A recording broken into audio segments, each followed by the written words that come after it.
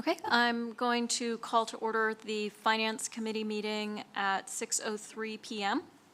I am the chairperson, Liz Muirhead. I recognize the vice chair, Shauna Maxwell, and committee members Beth Brindle and Robin Seagreaves.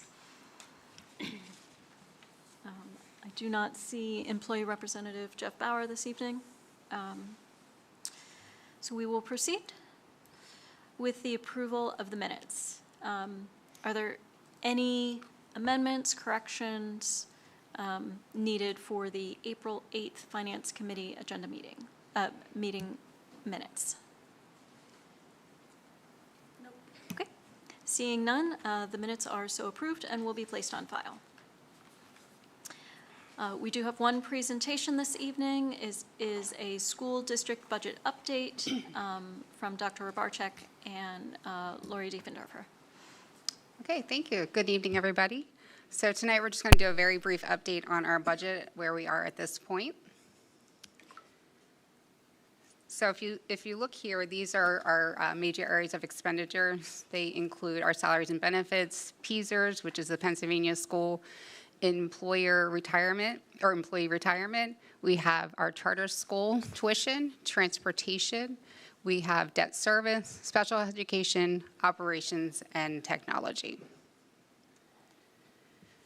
So what you see here, these are our preliminary expense projections for 25-26 in comparison to 24-25. The change is an overall increase of $10.6 million or 4.58%. For salaries and benefits, we are projecting around a $5.1 million increase. This is driven by increases from our collective bargaining agreements, compensation agreements, healthcare costs, the addition of new positions, and full absorption of any positions that were partially funded by ESSERs. For purchase services, we are showing a $9.3 million increase. Making up this increase is about $4.7 million related to charter schools, about $2 million in transportation. This was based on some additional outside services that we've had to add and contract escalations. We have a little over $900,000 related to increased services costs for special education, just under $700 related to the tech school, which the IU presented to us, and then a combination of various increases throughout the departmental budgets. Next is our supplies. That's coming in at $6.4 million. You'll see that is down by $4.1 million over last year, and that is based on the removal of some grant-funded purchases. Property-related expenses are projected at $1.4 million. There was not much change in that category. And then we have our other objects, which are down about $472,000, and our debt service, which is up about $698,000 over last year. So that brings our total preliminary expense projections to $242 million. So here we have our preliminary revenue projections. This is based on our 25-26 funding sources. We are currently projecting our local revenues to be approximately $150 million, and that is before taking into consideration any tax increases. For our state revenues, we are projecting approximately $75.6 million. This reflects an increase in our Ready to Learn Block Grant Foundation, which is up $4.8 million over last year. We have an increase in special ed funding of $1.1 million, and that is based on our current year's actuals from what we received in the state budget for 24-25, and then we saw a slight increase for this projected budget of $237,485. We did add a very conservative increase of about $1.7 million for the governor's proposed budget this year, and then we are going to continue to look at this area as we finish our budget process. The unfortunate part is that we will have to pass our budget before the governor's budget is passed. That's no different than any year, but I feel like this is a very unknown year for this area. And then finally, we have our federal revenues, which are projected at approximately $4.4 million. And this is another area where we're monitoring with some potential decreases in the amounts here. So that brings our total projected revenue to $230.1 million. So this slide represents our overall budget gap between revenues and expenses, which is $11.9 million. We are looking to see if there are areas where we can reduce our budget, looking at potential tax increases and the use of our fund balance. The one thing we want to be cautious of with the use of the fund balance is that we don't find ourselves in the situation where we were years ago with a negative fund balance. So that's a little area that where it is an option, we don't want to utilize up our fund balance where we're back in that same situation. So this is our general, this is basically our parameters based on what we know we can do as far as taxes. We can go as high as 5.10%. Obviously, that's not what we're looking to do, but that is an option that we have. Speaking of options, if we weigh out our options, we know that with a no tax increase, we are seeing additional revenue of about $743,000, and that is just based on changes in our assessed values. If we went to a 2.5% increase, it would result in about a $4 million increase in local revenues.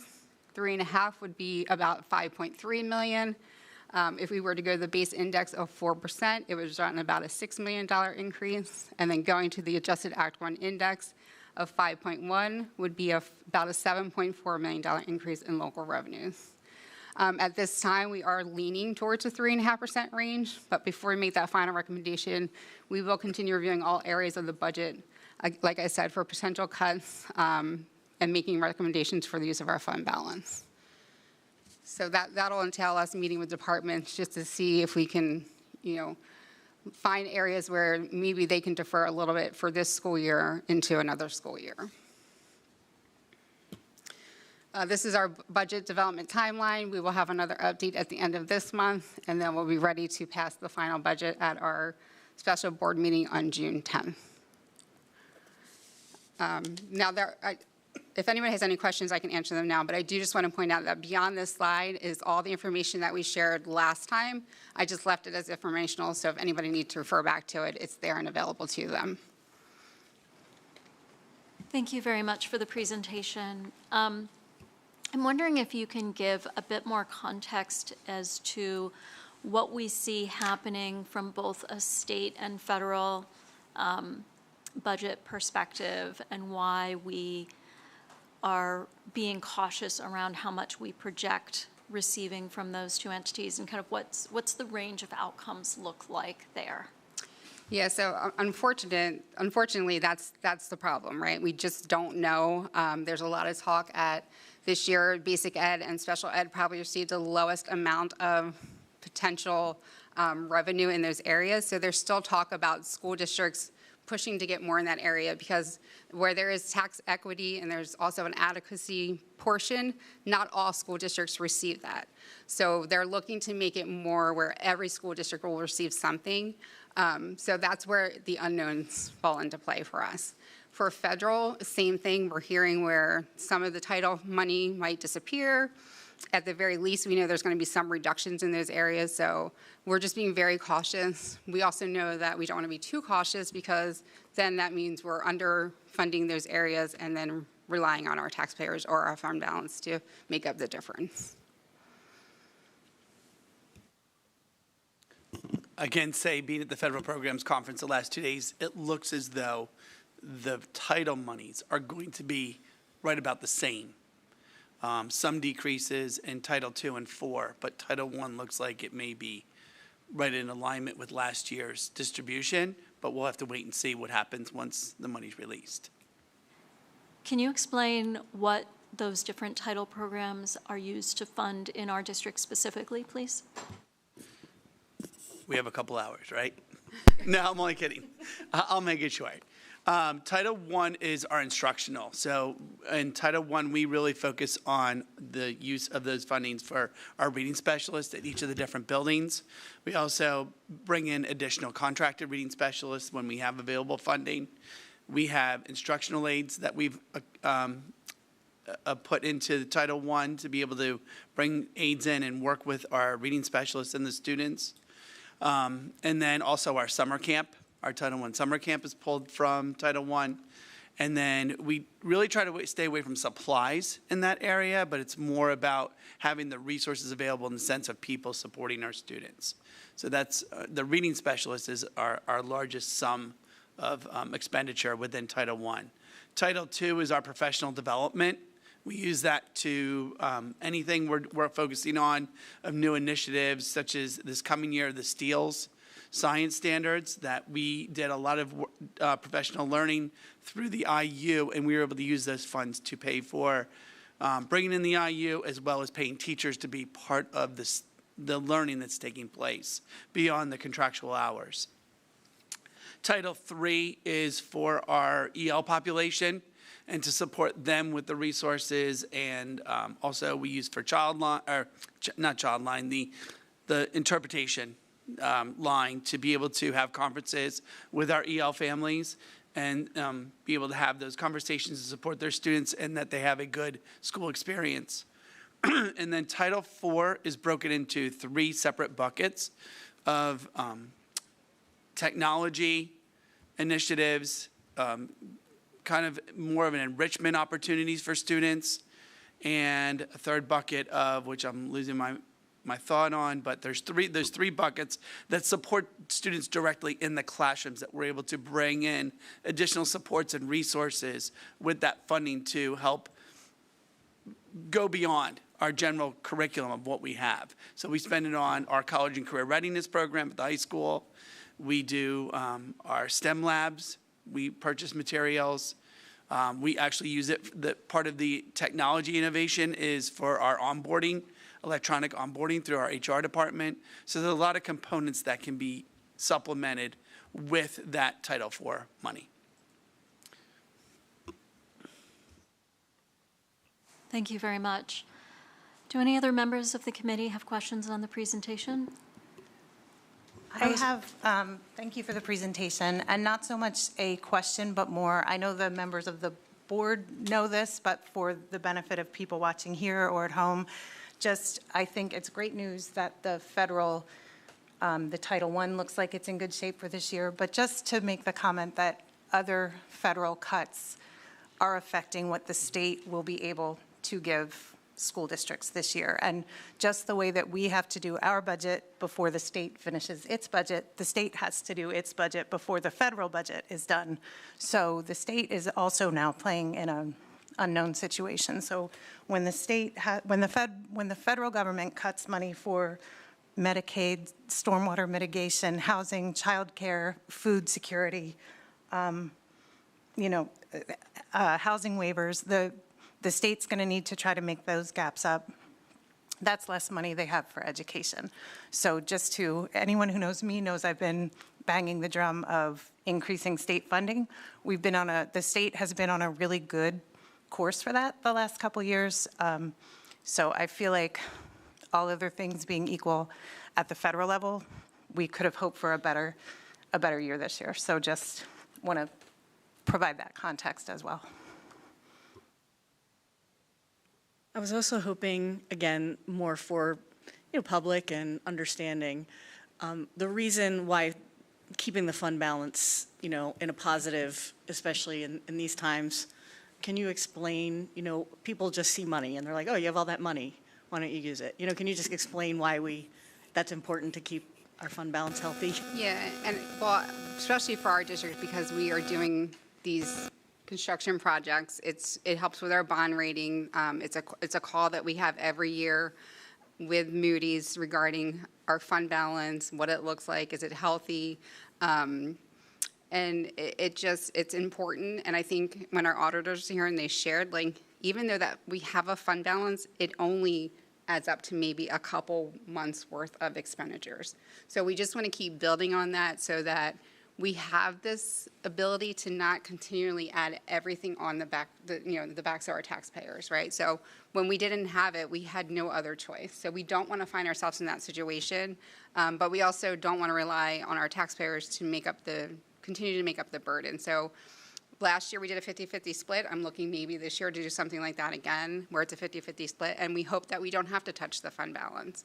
But it's just a game that it's very unnerving as to what is the right move to make, but you don't want to also put too much in, and then we don't have enough in that category coming from the state.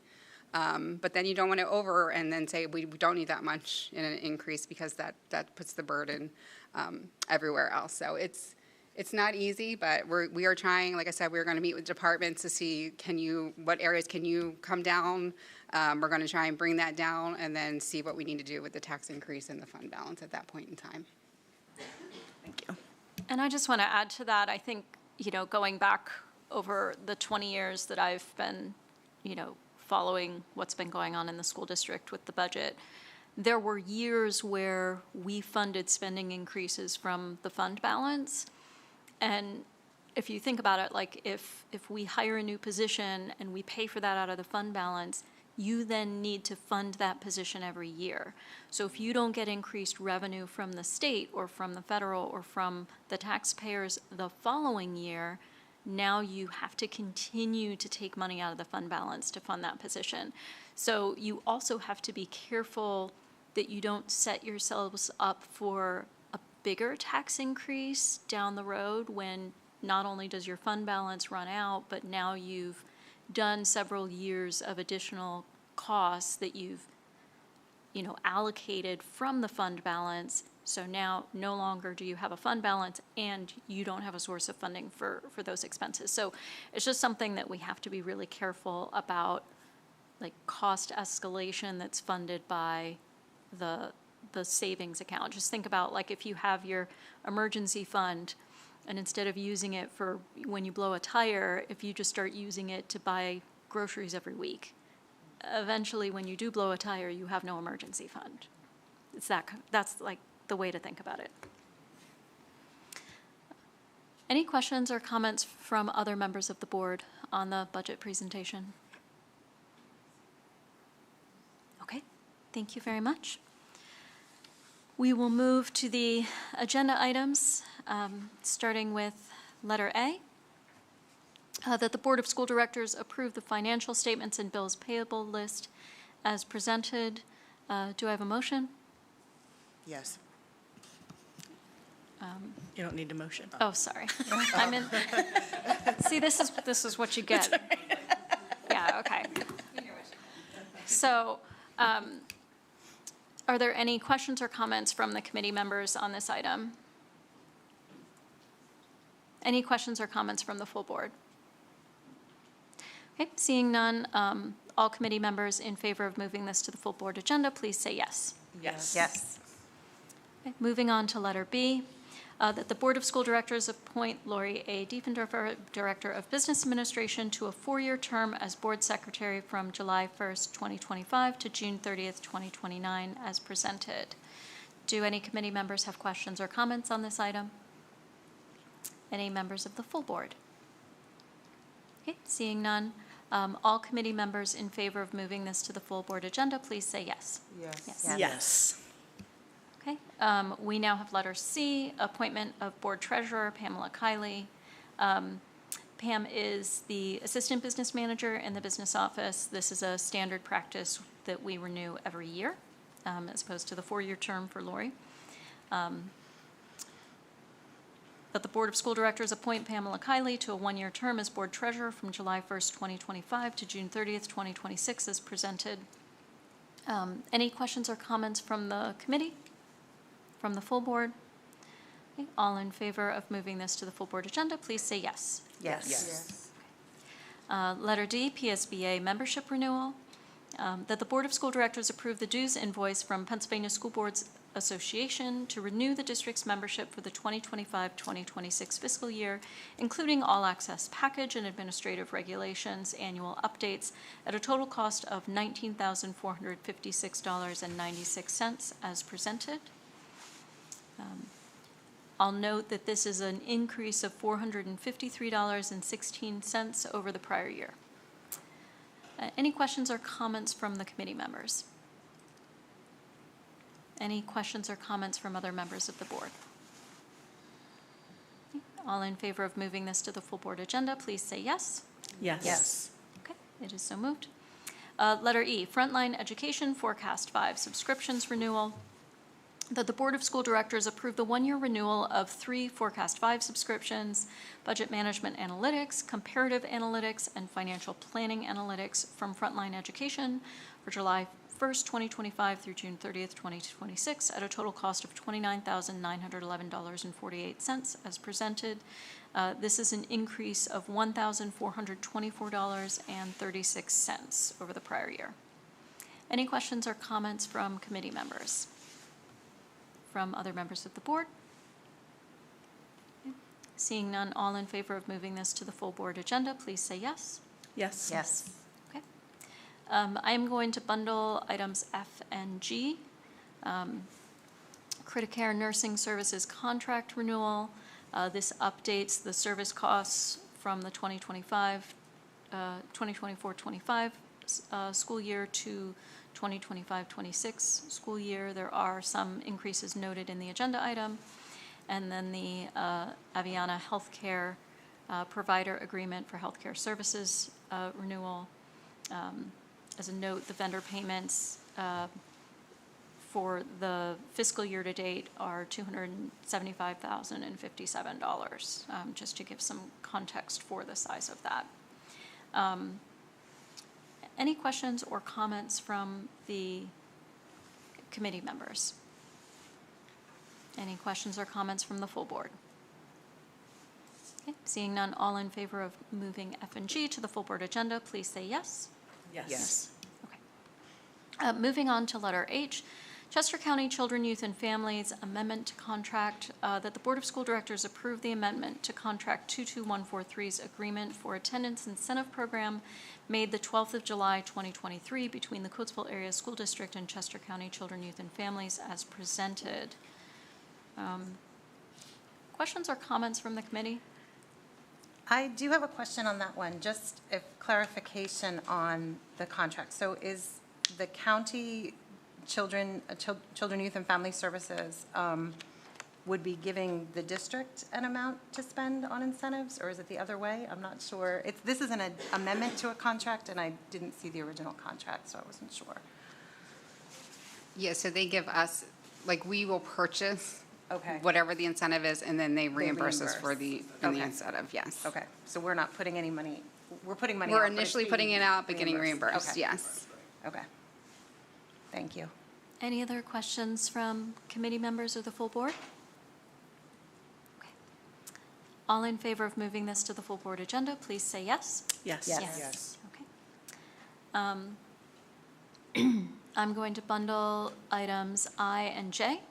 GHR Education Contract Renewal Agreement pending legal review, that the Board of School Directors approve the renewal agreement with GHR Education to provide contracted staffing for the 2025-2026 school year, and the Substitute Teacher Service 2-year contract renewal agreement with STS to provide substitute teachers, paraprofessionals, or support staff as presented. Do any members of the committee have questions or comments on these items? I do have one more question. Would these show up under purchased services in the budget? Is that what the line item, like when you're looking at the, okay. So this isn't salaries, this is purchased contracted services? Thank you. Any other questions from the committee? Any questions from the full board? Okay. All in favor of moving I and J to the full board agenda, please say yes. Yes. Okay. Going to bundle letters K and L and M. These are 3 settlement agreements regarding taxpayer-initiated tax assessment appeals for 2 CVS pharmacy properties and Provco Pine Good Thorndale Wawa Inc.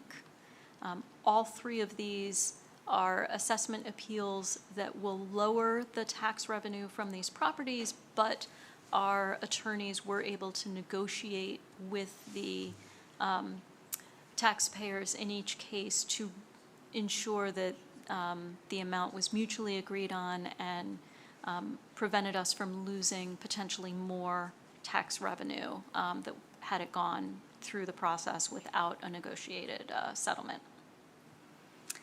Any questions on these 3 items from the committee?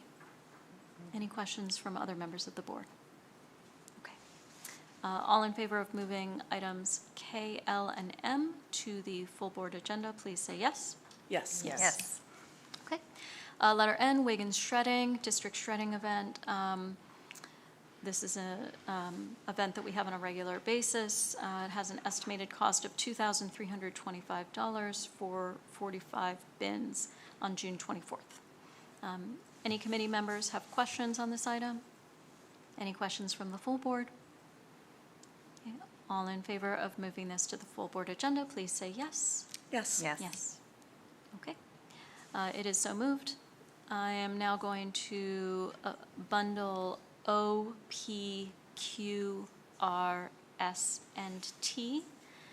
This is the commission, our first commission check, actually, from Caddy Photography, and then a series of donations to the district, all of which are specified, none of which appear to be controversial. Any questions from the committee on any of these items? Any questions from the full board? Okay. All in favor of moving letters O through T to the full board agenda, please say yes. Yes. Yes. Okay.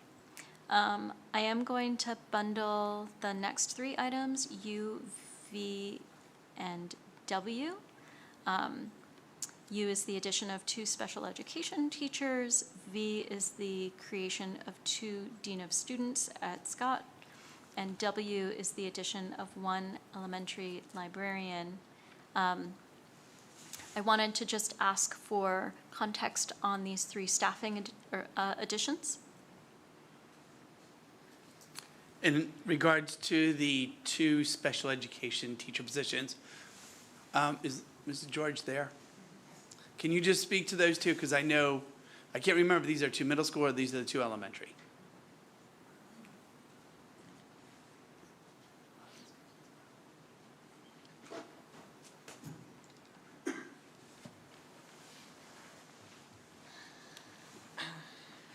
So we are adding middle school positions one at Scott. Both of them will be at Scott. We were looking at one for North, but we decided we don't need another position for North, so we're just looking at Scott at this point. Are they for any specific special education function, or is it just to bring caseloads down at that It's specific to building? bring the caseloads down and really cover the instructional piece for Okay. the students. Thank you. And that ties into the letter V in creation of the 2 dean of students type positions. These are positions of teachers being on special assignment. There wouldn't be an administrative position.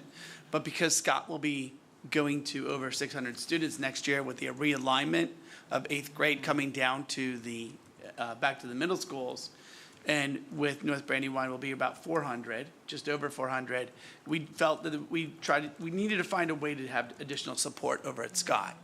And just, so this was an opportunity to have teachers working with students. They wouldn't not be responsible for any discipline type of activity in regards to setting consequences or anything like that, but more or less building relationships with the different teams that are there and helping those students to navigate through their middle school experience. The elementary librarian position, as you know, we brought back the elementary libraries, and it's been very successful this year. We've been having students check out books all year long. This position is being requested because if we continue to get the adequacy funding, that we would get another librarian from that pool of money to be able to bring in and now have 3 elementary librarians again, and then work to build sustainability into the next budget year and having those positions, and then hopefully a 4th. So by the time we get to the 26-27 school year, that we can have an elementary library in each building that would be also providing classes as well, not just some book check-in and check-out. That's awesome. I know that's something that we are very excited about, returning the librarians to the elementary schools. I did have a question about the Dean of Students positions. Do we expect that to be a transitional position as we're, getting acclimated to have that many students at Scott? Or do you anticipate that that may be something that we maintain in years 2 and 3 of that structure? Honestly, I think this is kind of the pilot year coming up, and we're really going to evaluate. We'll put a set of metrics in place to really determine it's been effective or whether we need to go in another direction. But I'm really hoping with the work between the restorative practices that have been in place, the PBIS, and then having the principal and assistant principal work with those individuals to support the students and staff throughout that building. That's my goal, is that that's going to be a successful, setup for there. But in the same sense, we'll have to evaluate that and then determine whether or not maybe it needs an additional administrator in the future. But I'm really hoping that we can set the individuals up for success, that they'd be able to build those relationships and really have a positive outcome. Okay, thank you. Any other committee members have questions on these 3 items? Any members of the full board? Okay, all in favor of moving letters U, V, and W to the full board agenda, please say yes. Yes. Yes. Okay, and then we have letters X and Y. 2 summer clerical staff positions. X is for special education. There is a note that it would reoccur yearly if budget allows. And then Y is for the athletic department, again, recurring yearly if the budget allows. I did have a conversation when we were prepping for this meeting, and, one of the things that was highlighted is that because of the reconfiguration, there are a lot of changes needed over the summer for both special education and for the athletic department. And so this is a higher need this summer than maybe it would be in future summers, but that's one of the reasons that it's being asked for. Any questions or comments from other committee members? Yes. Is this something that you're looking to fill with like a current teacher that's here that might want to do something over the summer? Is it open to the public? Is there a strategy there for the type of person you would want to fill it, or even a student maybe? From my understanding, it is an existing employee that would be filling that position. Any other questions from the committee? Yeah, I just don't know what the work entails. It doesn't really say here, like what the job description is, but I know that we have students who need hours, like National Honor Society and other things like that, that could use hours like this, and other students maybe not in National Honor Society, but who, especially credit for college, other people, there's other things that kids are trying to achieve.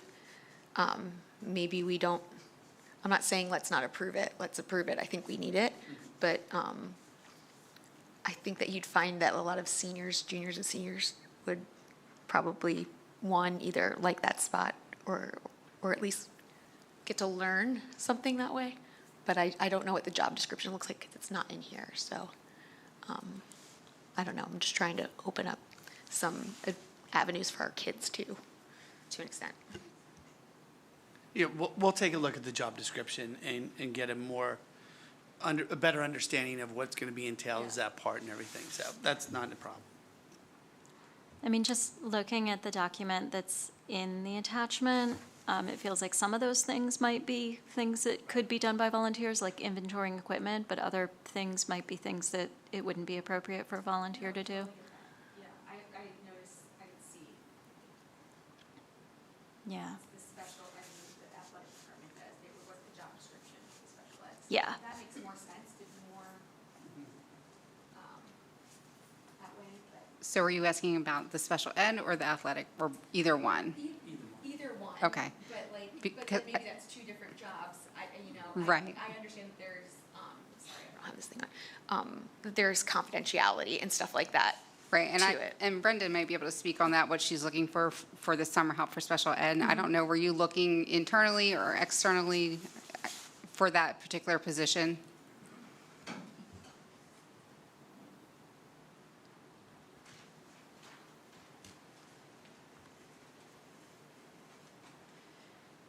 So the summer position for special ed for the department is basically filing and cleaning out files, getting rid of old materials and things like that. We actually have a volunteer that comes in and does it during the school year. She's somebody that worked here years ago, and she comes in and works, and she's a volunteer. But during the summertime, we're looking to hire somebody to come in and just, kind of take that role over, because we don't have anybody. So we'll have to advertise for it. We don't have anybody in mind that would come take this position. A student work for that? I would be concerned about a Okay. student, because That's only fine. that they may see files of their Yeah, friends. totally get it. Yeah, that would be my concern. What about a prior student who's moved on, or like an internship opportunity? I feel like these are things you can maybe look at in the future to do, not have to pay someone $20 an hour, do some type of an arrangement with a local college or a student to get internship experience. That is just me spitballing right now. Maybe, and obviously, move it forward here, but those are opportunities we could look for in the future to enrich our own students or community members. Thank you. Any other questions or comments from board members? Thank you, Brenda. Okay, seeing none, all in favor of moving letters X and Y to the full board agenda, please say yes. Yes. Yes. Okay. That concludes our agenda items. We do have the standard informational items, the account code, legal fees, and medical claims. I do not have any old business. Is there any new business? Okay. I do have public comment from Ms. Lori Shannon Bailey.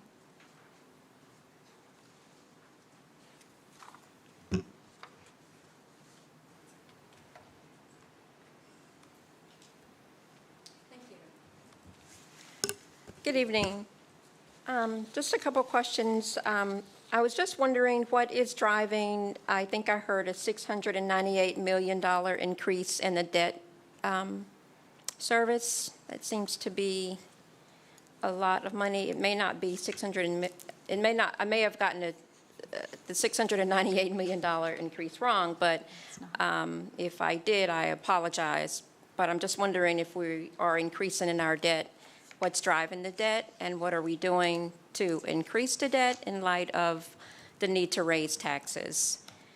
The other thing is, I think I had asked that these budget updates be put on the website so that the public is aware of how you're doing and what your plans are. Still wondering how your plans are going to reduce charter school spending in terms of bringing students back, $99 million for Commonwealth Charter Academy, $29 million for Insight.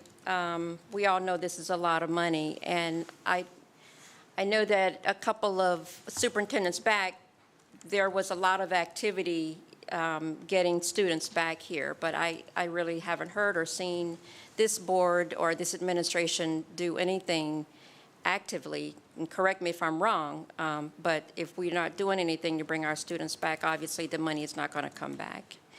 And then finally, in terms of the general fund, $122 million is a lot of money. I understand the need for it, but please be mindful for senior citizens who want to stay in their homes, and with all of the cutbacks that we're hearing from Washington, D.C., people are worried, and some people may be struggling about what we're going to hear from you all in terms of how we're going to be anticipating this upcoming tax increase. Thank you. Thank you, Ms. Shannon Bailey. I'm happy to chat with you after the meeting on some of those items. You're welcome. That concludes public comment. The next meeting will be June 10th, 2025. And with that, I adjourn Finance Committee at 6:42 p.m. Next up is Education Committee. That would be me. Give my special members a minute to get up and have a seat. So we will start the Education Committee at 6:42 p.m. First, we'd like to have the committee members let me know if there's anything on the minutes that need to be adjusted or changed. Oh, actually, we also are missing Mr. Wilson and Mr. Bailey, but I think Liren Yako is going to be part of our committee today, along with standing members Donna Rowland. And then we have Amy Brown and Hannah Capter. So, are there any changes or edits, additions for the minutes, or can we move those to be approved? If they're approved, just say yes. Yes. Thank you. Okay, they will be approved and put on file. So we do have, first and foremost, 3 presentations this evening. The first presentation is Kindergarten Jumpstart Launching Little Learners into Big Futures. And so we'd like to welcome, are both of you here? Hey, Becky and Lynn, thank you. I've had the pleasure of seeing this once, so I'm happy to see it again.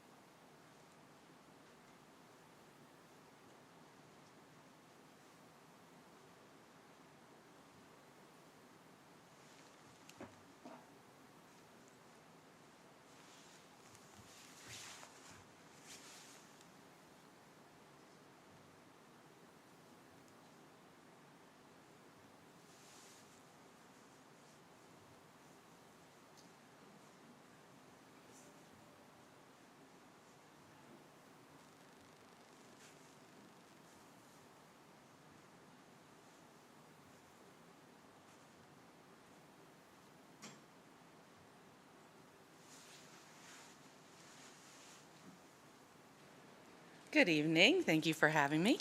We're just going to talk about the Coatesville Area School District Kindergarten Jumpstart Program and how it is evolving and what it's going to be.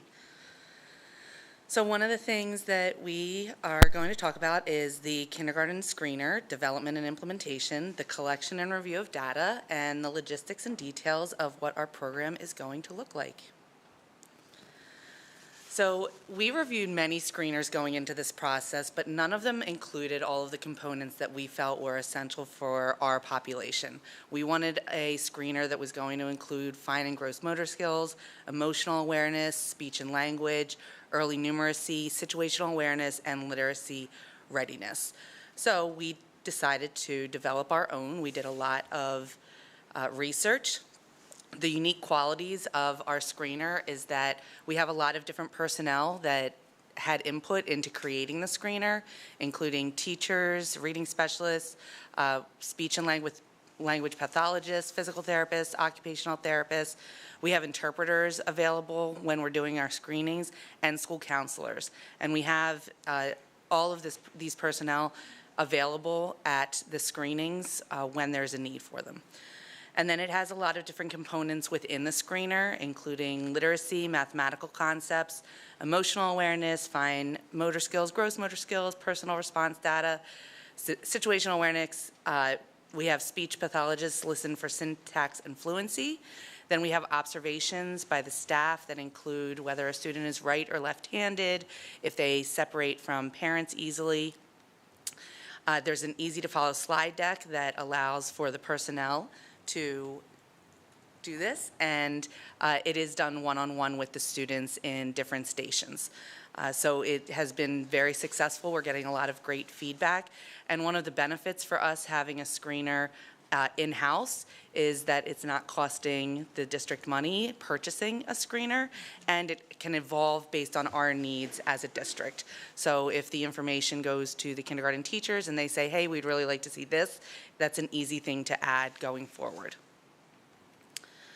So as we conduct the screenings, the data is reviewed and our staff begins to formulate an educational plan for each of the students at the beginning of the school year. It's been a while since we have screened kindergarten students, so one of the benefits is that the kindergarten teachers and the school building is going to have information starting day one, whereas in the future, students were coming into our doors and we really had to take the time to get to know their educational needs. This way we can provide the teachers with an educational plan and things that need to be worked on right from the start. Another benefit of this is that we are going to have a Jump Start program for students that our data show need a little bit of a head start before they get into our kindergarten program. Oops, sorry. So our Jump Start program is going to be located at Reeseville Elementary, which is a central location. It will service any students in the district who, based on the screener, show a need for that additional time prior to entering the school building. And it's going to be student-centered so that they are learning how to line up. They have that academic head start. We're going to be talking about social emotional learning and looking at their screeners and creating plans for those couple of weeks that are individualized for each student walking into that program. The class sizes are going to be very small so that teachers can really be working with those groups and the students and their needs. We are going to have all of the same staff that we use for the screening at the program so that we get a head start on making sure that we create educational plans based on the needs and the data. Goals for the program are just going to be student well-being. We really want to provide some confidence prior to entering the school building. How to be successful at school. We're going to be able to provide communication to the parents that allow for them to work on things at home as well, based on the needs of the students. We're also going to be looking at, oh, I apologize. We are going to be providing transportation, breakfast and snack, and then we're also exploring partnerships for the afternoon if parents need that full day, because this will be a half-day program. So if they need a full day, we are exploring how we can make that work for families in order to get as many students as we need to be involved. And we will also be purchasing supplies and manipulatives and equipment that data shows we need. So, for example, cutting on the line during the screener has proven to be challenging for some students. So we're going to want to make sure that we have things available that those students can utilize to practice and just get a little bit of a jump start on the program.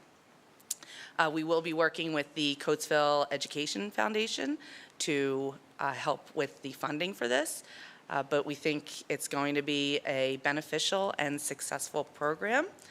I know that was a super brief presentation, but are there any questions that I can answer? How many, do you have an idea how many kindergartens are going to start? We're hoping to invite about 40, so 4 classes of 10 or less. How many weeks is the program? It's going to be 2 weeks, the last weekend in July, and the first week in August.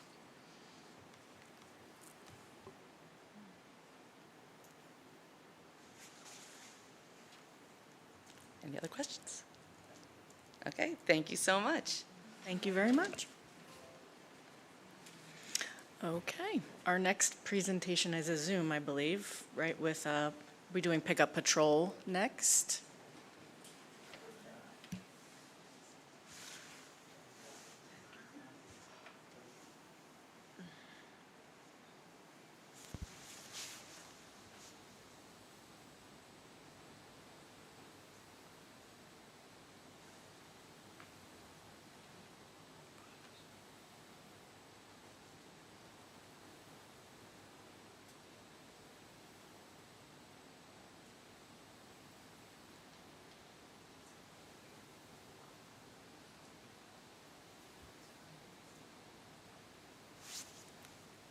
Hello, Maria. Can you hear us? Yes, I can.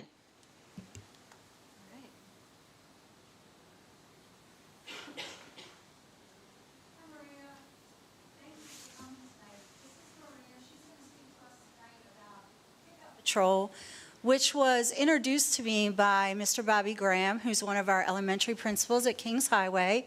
And we had a meeting with the company and also with other elementary principals. And this system really does help streamline the process for dismissal, and it provides an additional layer of security for our students. And it's an app. There are several people, I know Dr. Raparjak, he uses it in his school district. I think, Bobby, you're familiar with it in your former school district. So we're really excited to hear about Pickup Patrol. And so I'm going to turn it over to you, Maria, and I appreciate your patience for this evening. Thank you. Thank you. This is my first time using Teams, so I got to see how to share my screen here and see if we can get this working.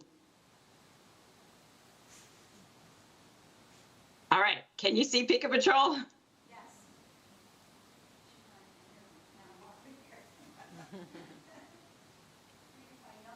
Are you guys, I can't hear anything. Are you guys able to see that? Sorry, Maria, I went all the way across the room and I'm yelling yes at you like you could hear me.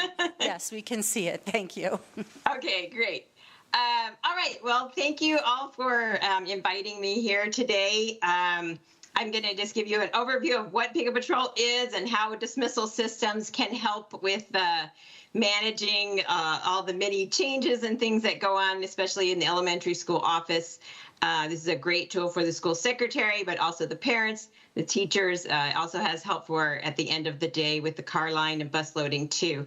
So I'm just going to jump right in. Just a quick little background on Pickup Patrol. We've been around for 11 years. We work with schools all over the country, but we primarily focus in the Northeast area, kind of Pennsylvania and on up the coast. I'm a former school teacher and I'm an owner of the company. And we started off Pickup Patrol because we had this problem in our own schools. Our school secretary was spending about 2 hours a day managing plan changes between the notes and the phone calls and the emails that were coming in, and she's updating lists and notifying the teachers, and it was just eating up her day. She wasn't able to get to her other work. And then we had a situation where a student forgot to turn in their note. He was a first grader and he went home on the bus. And when he got off, no one was waiting for him. No one was home. And so he wandered off and he got lost. And he was lost for several hours. And you can imagine a panic situation for all. He was found safely, but we really started looking at this whole process and decided we needed a better way. And so that's kind of where Pickup Patrol came up with. And from there, it's just spread to schools in the rest of our district and then on from there. So I'm going to hop in and give you just a quick overview video. I'm going to show you two videos. They're both only 2 minutes long. I think it'll explain the system faster than I can talk through it. So I'm going to go here and let you hear about it.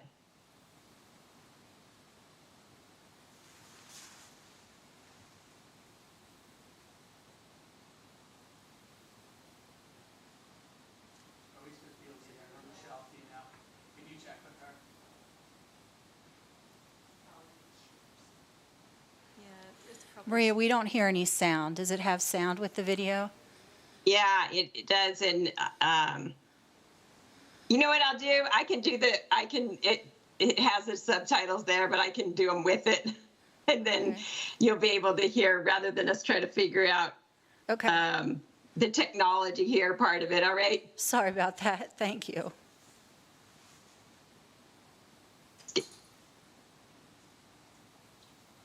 So we're looking at the different ways that kids get home from school, all the different plan changes that are happening, and how, from the parent side, things seem pretty easy, but when you're in the school, in the office, how crazy things can get. And then from the parent side, trying to make sure your kids get those notes.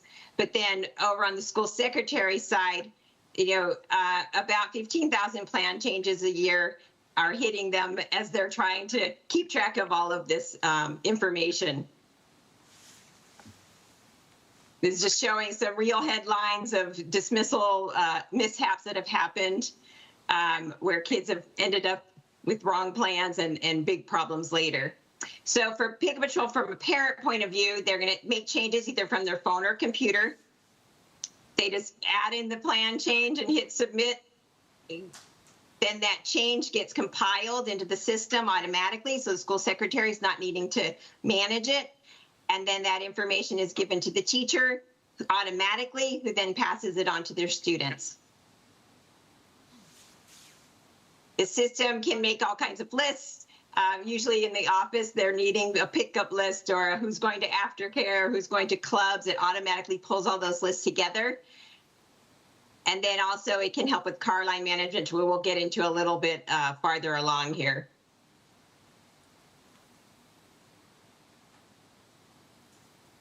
As far as safety goes, all the pieces are in place, to make sure that's the case. And these are just some of the tools that we have to keep your data secure. From the teacher side point, it's freeing up interruptions of the secretaries needing to call down to the classroom. And then on the school side, saving about 2 hours a day is what we hear from schools.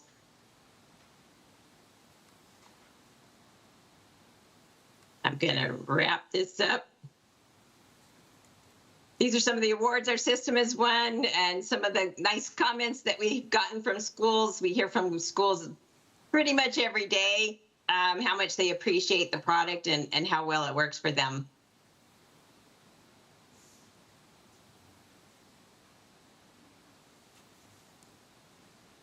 All right, I'm gonna move on from there then. So basically the system has three components. One is that it's managing your plan changes. So how does the student normally get home, and all of the many changes that happen, whether they're usually taking a bus, today they're a pickup, they're going to aftercare, and all of that information. And then also attendance pieces. So parents reporting absences, and then those absences are automatically reflect in the system and update for end of day. So if a student is reported absence, it'll update automatically their aftercare plans or the bus 8 plans or whatever that student was doing. Then it also helps with the school managing early dismissals, late arrivals, and leave and returns. And then also there's tools to help with the car line and for bus dismissal. And since we're not getting sound here, I'm going to switch off from here and actually just show you how the car line works rather than us look at the video. Let me hop out of this for a second.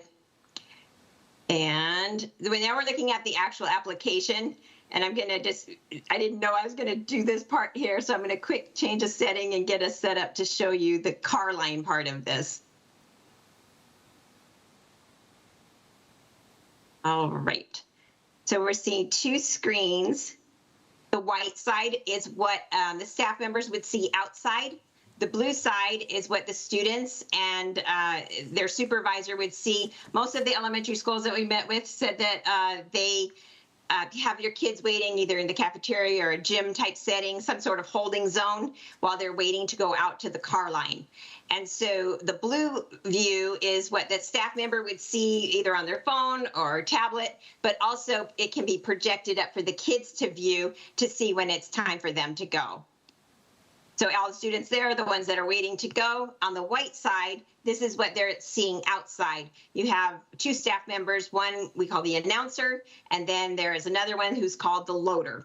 The announcer is the one who is checking in the cars. They can use last names, or we also have a way that they can use car numbers. And then as the cars arrive, they have car tags in the windows. The schools can use tags they already have, or you can print tags from our system. Then as the car arrives, they just tap the button, and that's going to send a message inside to let them know that it's time for that student to leave. If you're using card numbers, you just need to click one button, and it'll, what I want to say, project your, one button will have all the students leave at once that are in that car. All right, so Wyatt, Tony, Olivia, Annie have all been called to leave. They're sent outside, and then outside, they're loaded into the cars. As they get in, they get tapped off the list. Each tap is checked, so if you ever need to, need records of that kind of information, it's all held in the system. And then they're grayed out at the bottom. So that's sort of how the flow works. Car pulls up, you announce the student. Inside, they see that they've been called for. Outside, they see who's been called, and they get in the car, and then they're released. There's also information outside for the card take reader to help them with loading, notes from the parents, letting them know who they're allowed to go home with. If someone shows up without a card tag, they can also look up the student and see that the parent has authorized them to go home with someone, in this case, a neighbor. And so that information is there for them as well. So that's how the car tag part, line part works. And then there's also tools to help with calling for buses, bus loading, checking to see who should be on the bus that day. And that can all be done either just with a paper list, or it can be done digitally as well. All right, now I'm going to hop back over here.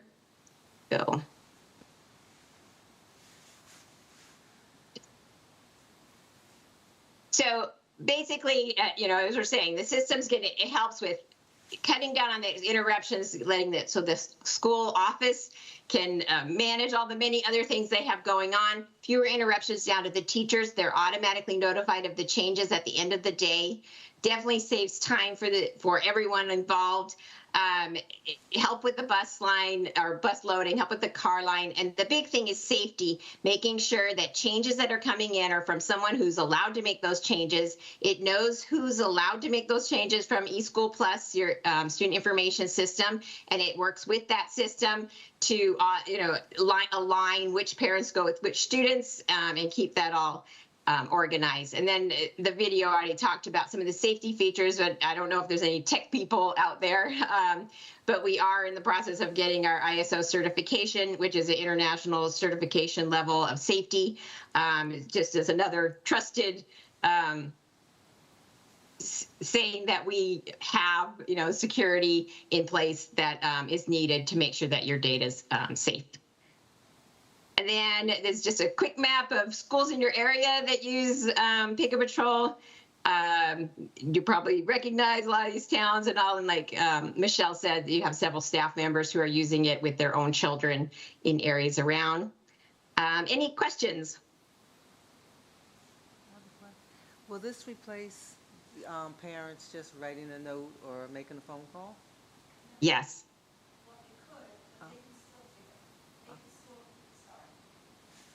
They can still do that, Donna. They could still write a note, but the goal is to have them use this system because they can do things in advance. But we would still take calls, but we would obviously have to cut off the time at some point. Obviously, for emergencies, we would always do that. Right. The system has a built-in cutoff time or submit by time for parents because the school needs to get that information in by a certain amount of time in order to process it. But with Pick a Patrol, you can make that time closer to the end of the day because so much of it is automated. The office staff can always still take a message, when you get an emergency or maybe somebody's phone's broken or they can't get that message in. They can enter in changes as well from the office. But the goal is really to get the majority of parents using the system because it's safer. If someone calls on the phone, you're not positive that they are who they say they are. If they're using the application, you're going to know that the person that's making that change is someone who's authorized to make it. Any other questions? No, thank you very much. Thank you, Maria. Yeah, sure. I just wanted a quick, and Michelle, I don't know if you have this information because we just started offering, we have a free trial running right now that is for 2 months free at the beginning of next school year. But you'd need to sign up by May 31st. I don't know if that fits into your plans at all, but I know Michelle already has a quote and pricing and all of that. But I just want to make sure you're aware of that. And that goes full setup. You know, we help you guys with everything you need to do to get going. We have an onboarding team that's assigned to your school, and they'll help you with, you know, all the pieces as far as getting it set up. All right. I appreciate you guys taking a look at this, and possibly we look forward to working with you. Have a good night. Thank you, Maria. We appreciate it. Thank you so much. Does anyone on the committee have any discussion or questions or comments?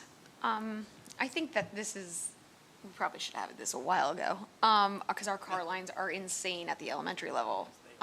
That's more about logistics of the way we just don't have space to do that, but we're working on it. But I can remember calling like last minute.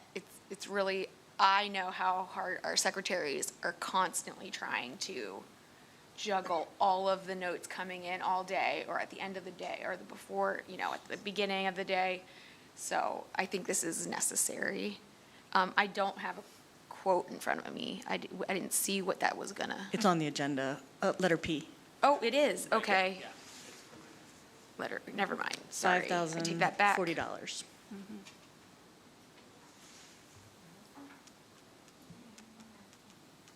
Just a side note, I can tell you that my cousins at Peckway, they use this system, and they use the number portion of it.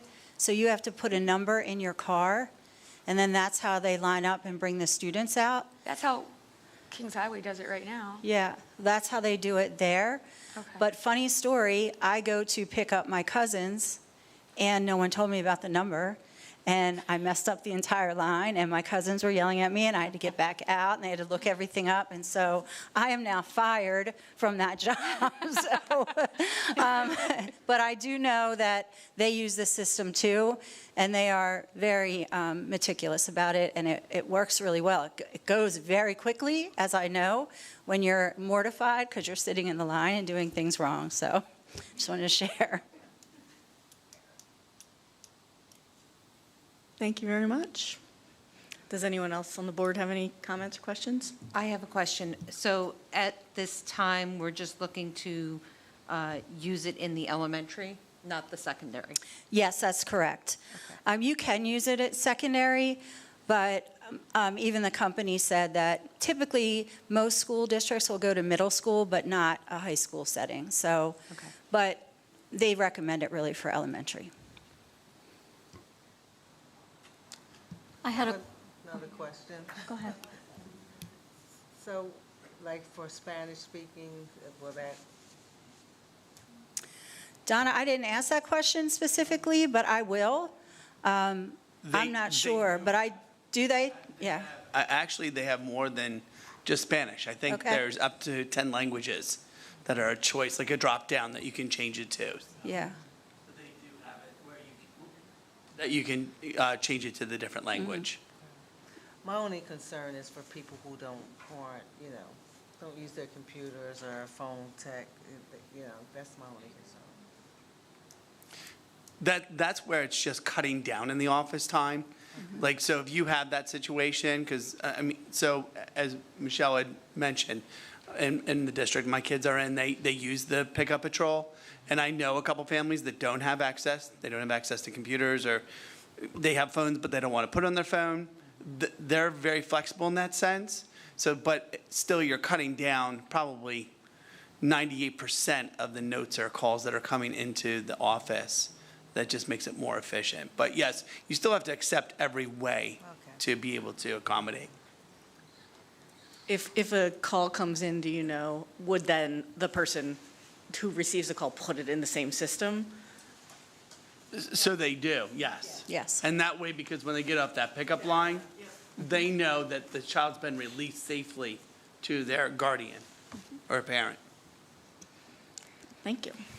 So my question was, in the presentation, she talked about the savings in the office, and I think she said, sometimes it's like 2 hours of office time doing this. Would that be 2 hours a day for every school day? I don't think that it could be 2 hours every day, certainly not, but I know it's time consuming because there are, last minute changes that come up, and the secretaries now have to manage it, call into the classrooms, make sure they get the message. There's also parents that call their children directly, and then they're reporting to staff, and it becomes very, very confusing. So if we could get a system that organizes it more effectively, that's what the elementary principals were asking for and why they looked at this system.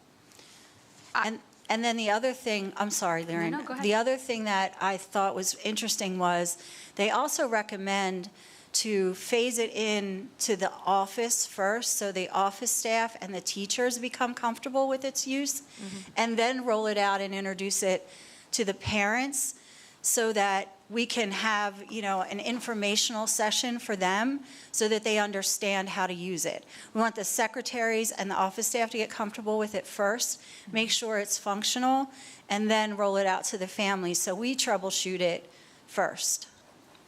I was just going to add to your question. So I'm not done with my question. Sorry. What I would like for the board meeting at the end of the month is if you could do some assessment of what the offices think the cost savings would be in terms of how many hours do they currently spend managing that process, and we estimate that maybe it gets cut by half. And maybe that's even conservative.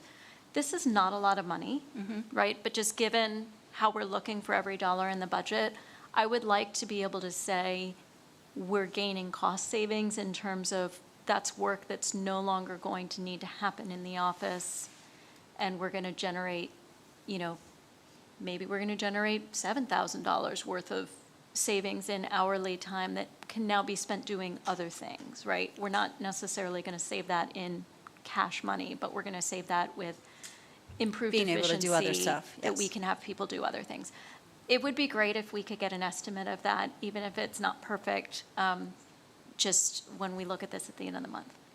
No problem. Thank you. You're welcome. Sorry. All I was going to say was that when I was more involved in the elementary level is that I can tell you that the secretaries, it sucked up a lot each day. Yes. 1 to 2 hours. I mean, it was. I'm going to say at least an hour every day, so 5 hours a week.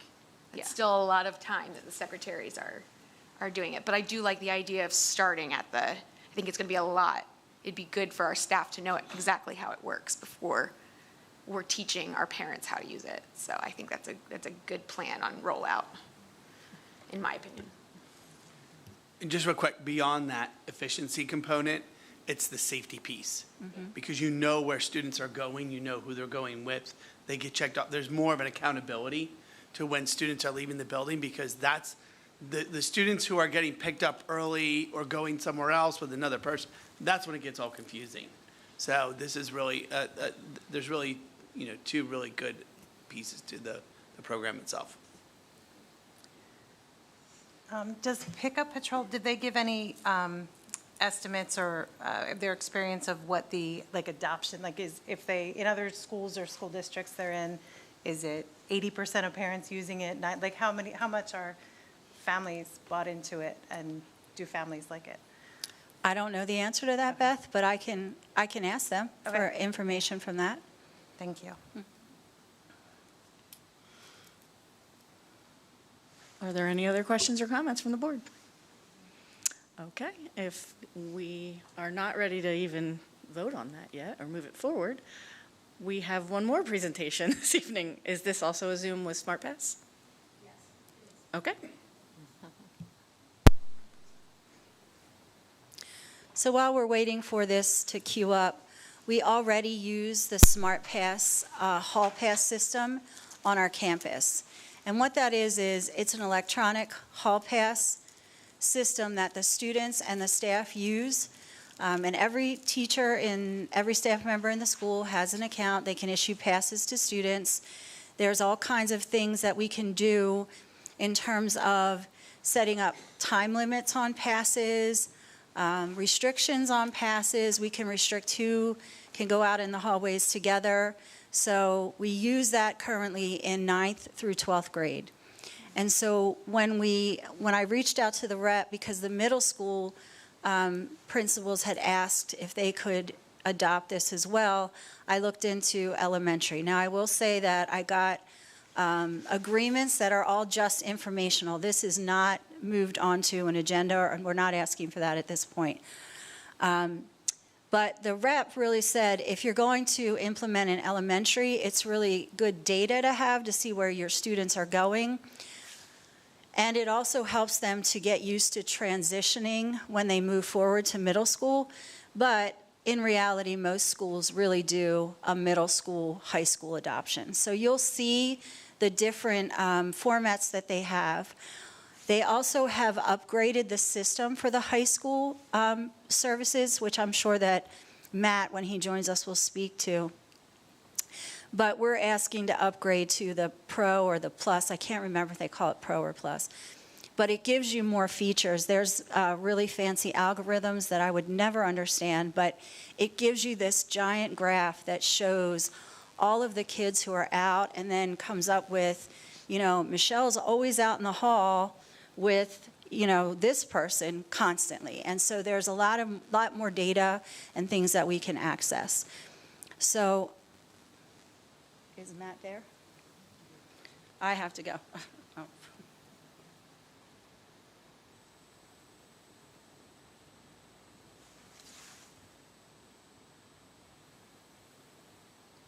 appreciate you. Thank you.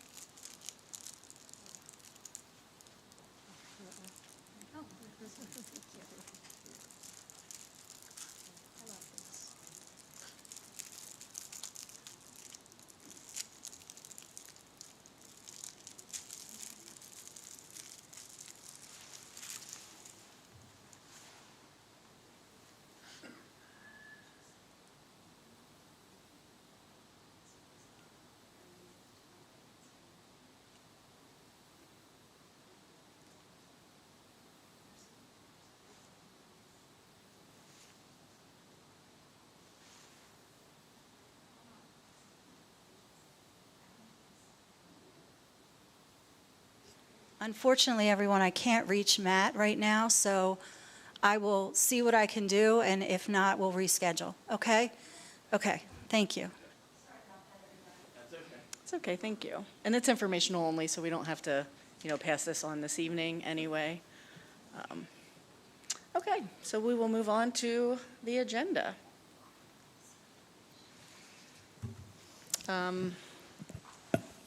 So letter A, let me actually click on it, that the Board of School Directors approve the academic affiliation agreement with Westchester University as presented.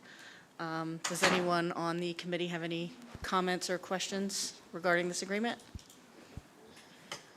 No? If you agree to move this forward to the full agenda, please say yes. Yes. Yes. Perfect. Then we have the B, School Age Child Care Services Agreement that we approve, the agreement between CASD and Child's Place Extended Care for 3 years with 2 additional 1-year extensions.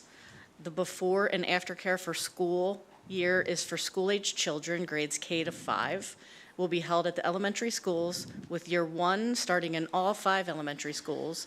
Then in 2026-28, and the extended 2 years, it will be the 4 elementary schools. Before school program will begin at 6:30 a.m. until 10 minutes prior to the school's official start time. The after-school program will begin at 3:45 to 6, Monday through Friday during the school year. Does anyone on the committee have questions or comments regarding this item? Yes. Yes. I know through the years that we've kind of gone back and forth with multiple providers here. I just don't know, are these guys the most cost efficient for our community? Have they done a good job over the few years? I know that the Y used to, I knew they did a good job, but then there was some, I just want to make sure that we've done our due diligence here.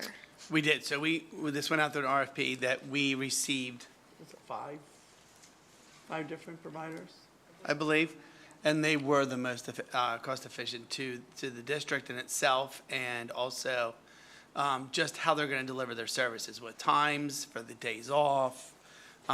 We looked at a number of categories, and if you look through the agreement, we broadened the agreement compared to what it's been in the past. Okay. With any child provider, and I've been involved with them for quite a while, there's been a here or there situations, but the one thing I will say, or a Child's Place, is they have been very responsive to when there's a question or a concern. Okay. So that And- we will continue to work in that. And we've talked to the community members who use these services, and they're happy with them? Overall, mostly? generally, yes, that's Okay. what we got, was the feedback, was that people are pretty content with the group. I mean, there are, like anything, like any service provider, Yeah. you're going to have some of the qualms, but we work through those and we make it better. Yeah, I for sure. can't honestly say I've heard a ton about negatives Yep. recently, But so. in regards to cost efficiency, Yep. yes. Okay, great, thanks. Thank you. Is there any other questions from other board members? Seeing none, if you agree to move this forward to the full agenda, please say yes. Yes. Yes. Okay.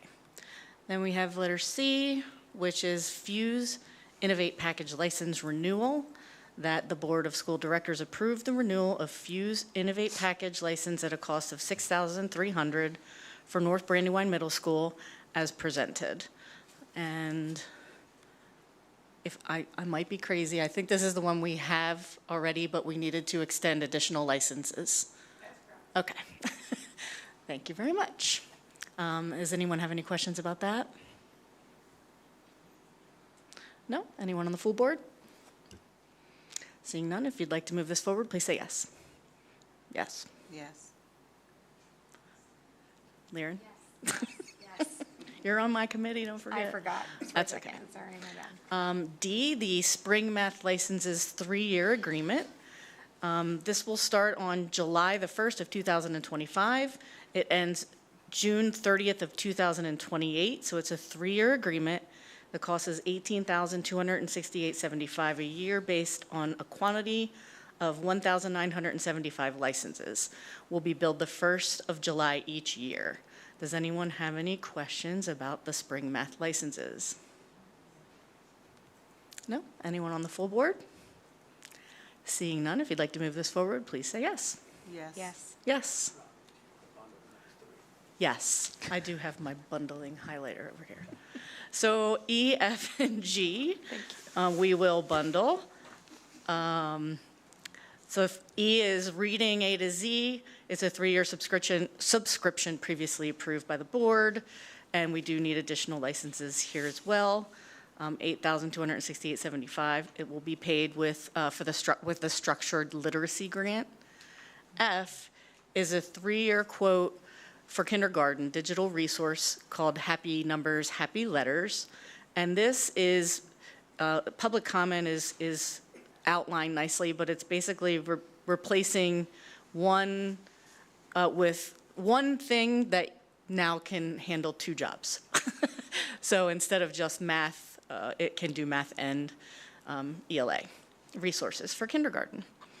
And then G is we are renewing the Wit and Wisdom Core ELA program for 6th and 7th grade for the 25-26 school year in the amount of $19,978.84 as presented. Does anyone have questions about these 3 items?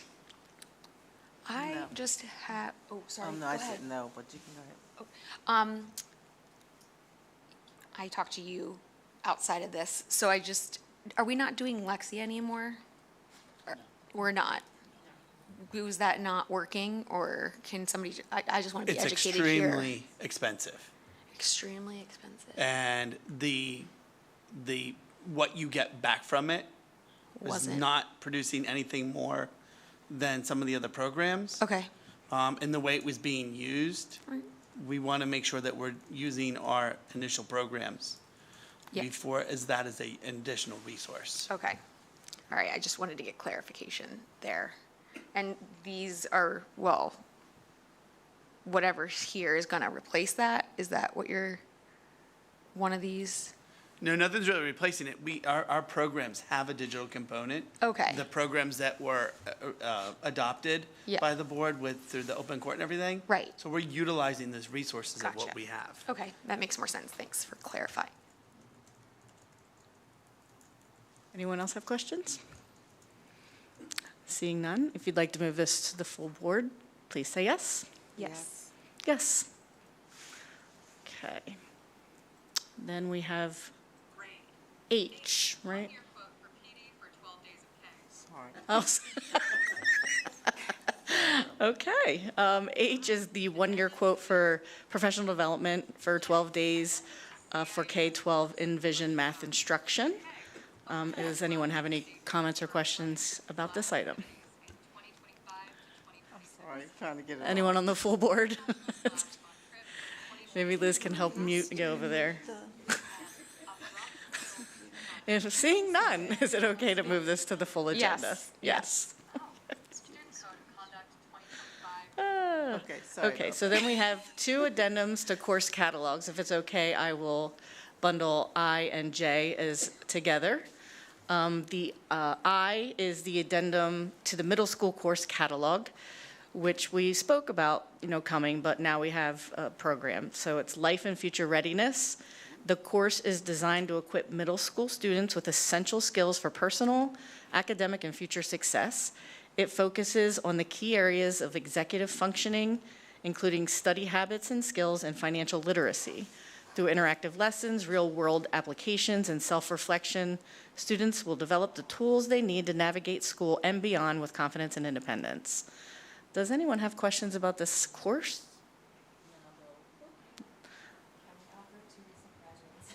Right, can I come? I want to come, because I still have 0 executive functioning ability. We can talk about then the intermediate edition, and this is cool. It's estimated enrollment of 75 students already projected for a full academic year, and a fee might be required, and it's a ProStart Level 1 exam. So for the Culinary Arts 2. So we do have students already in Culinary Arts 1. This gives them an opportunity to extend that learning and get their certification, correct? Yes. So We're excited to be able to offer this. Does anyone have any questions about this item? Anyone on the full board? If you'd like to move both these items, please say yes. Yes. Yes. Yes. Okay, we will do a bunch of overnight trips together as well. We have K, L, M, N, N. All are overnight trips for various organizations, athletics activities, the Cash Music Department, and AFJROTC. Does anyone have any comments about those items? Anyone on the full board? No? Seeing none, can we move those to the full agenda? Say yes. Yes. Yes. Okay. Then O is a confidential, oh no, sorry. This is our student, our Code of Conduct 2025-26 final draft.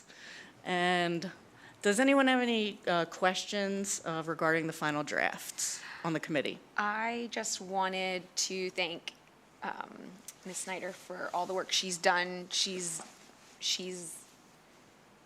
brought it down a lot since last year. She's taken a lot of feedback and she's applied it this year. And she's done a great job, I think. So I just wanted to thank her for the job she did on this year's Student Code of Conduct. I just want to make sure that we're all getting them signed next year. It's going to be good.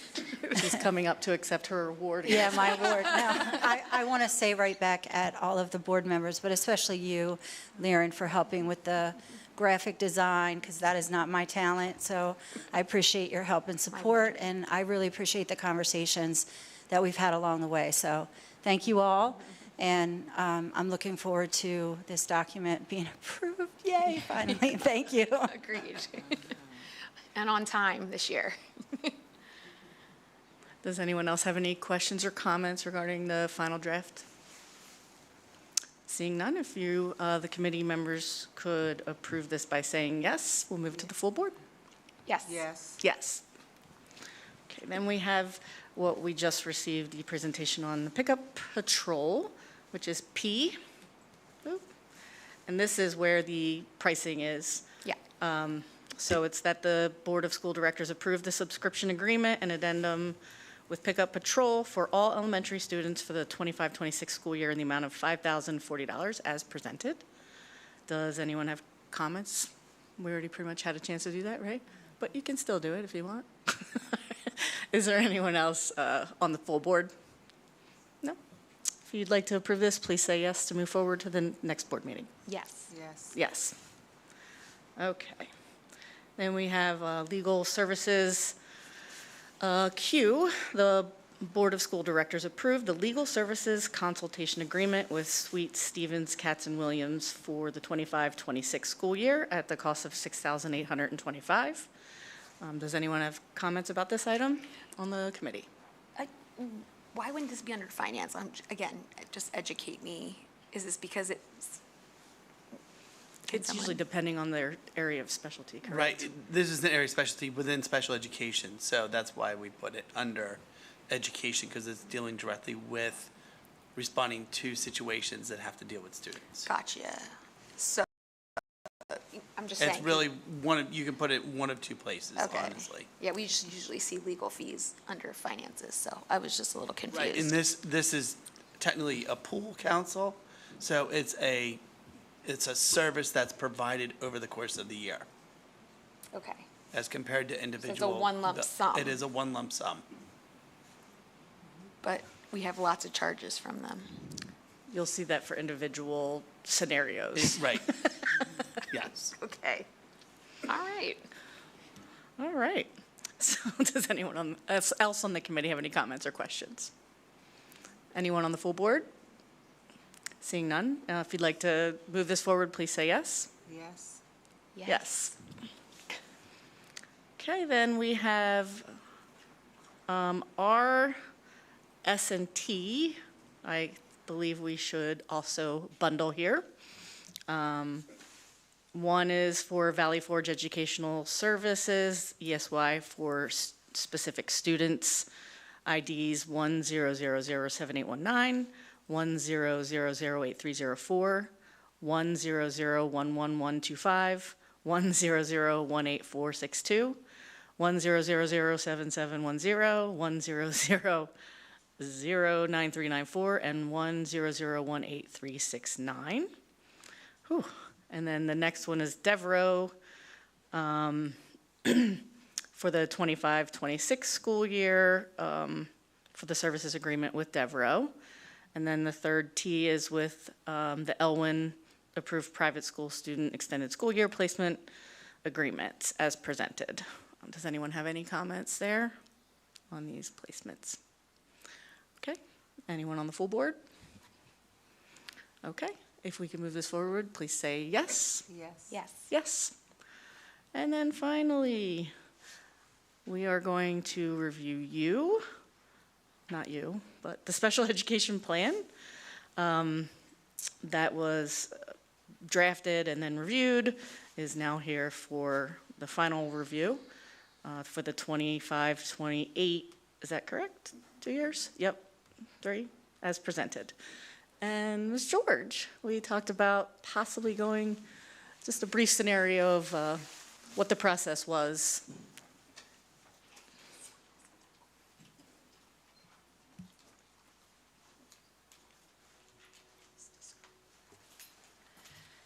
So we started working on the plan early in the school year, gathering data.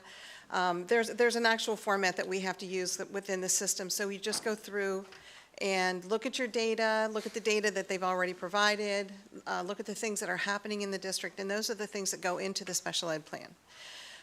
It's a long process. And then in order to complete that process, we need to have a review. So we put it out for the public to review for 28 days. And during that time, I ran 3 sessions where we had people come in, and people that volunteered or signed up to come in, and I went over the plan with them. I looked at all of the indicators like I did here with the board, the indicators where we were needing improvement, and the plan that we would put together to address those areas of concern.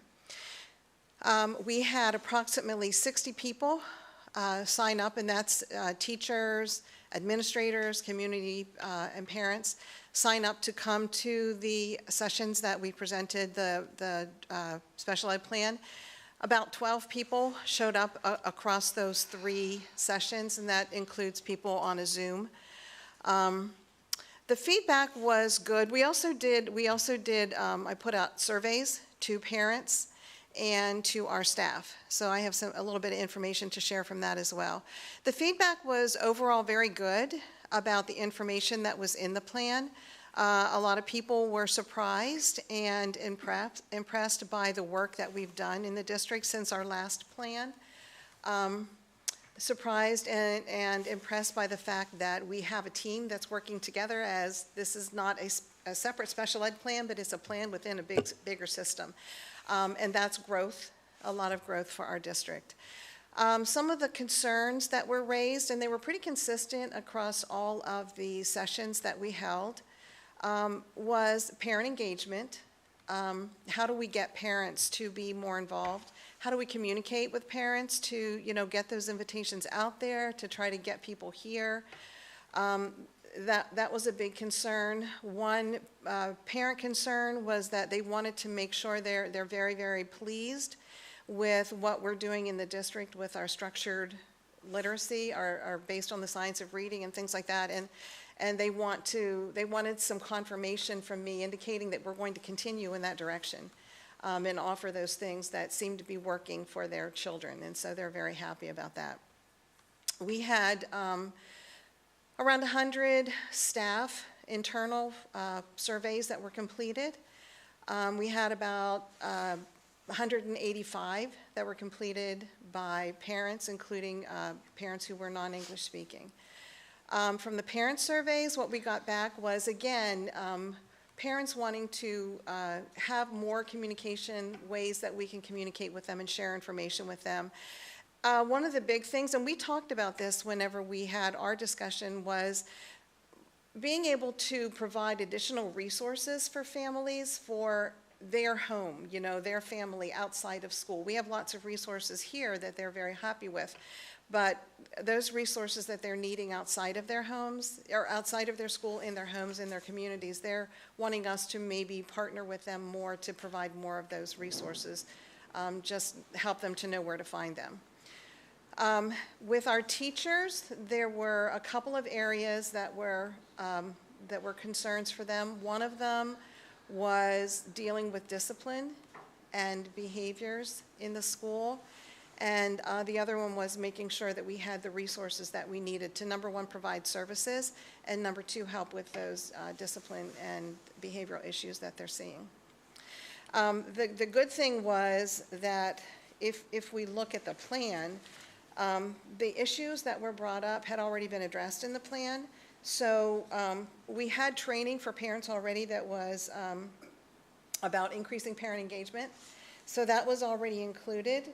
And then one of the things that I thought was really interesting that people brought up when we talked about doing parent training, we had a couple of parents who said we had done this a few years ago. And the parents, we didn't have great attendance, but the parents who did come felt that those trainings were very valuable and asked for us to do them again. We talked about, we really want to do those trainings, and I think that we have a lot of things that we can share. But number one, how do we kind of entice parents to come? And then how do we remove some of those barriers that might keep parents away? And so one suggestion that came was something called a parent cafe.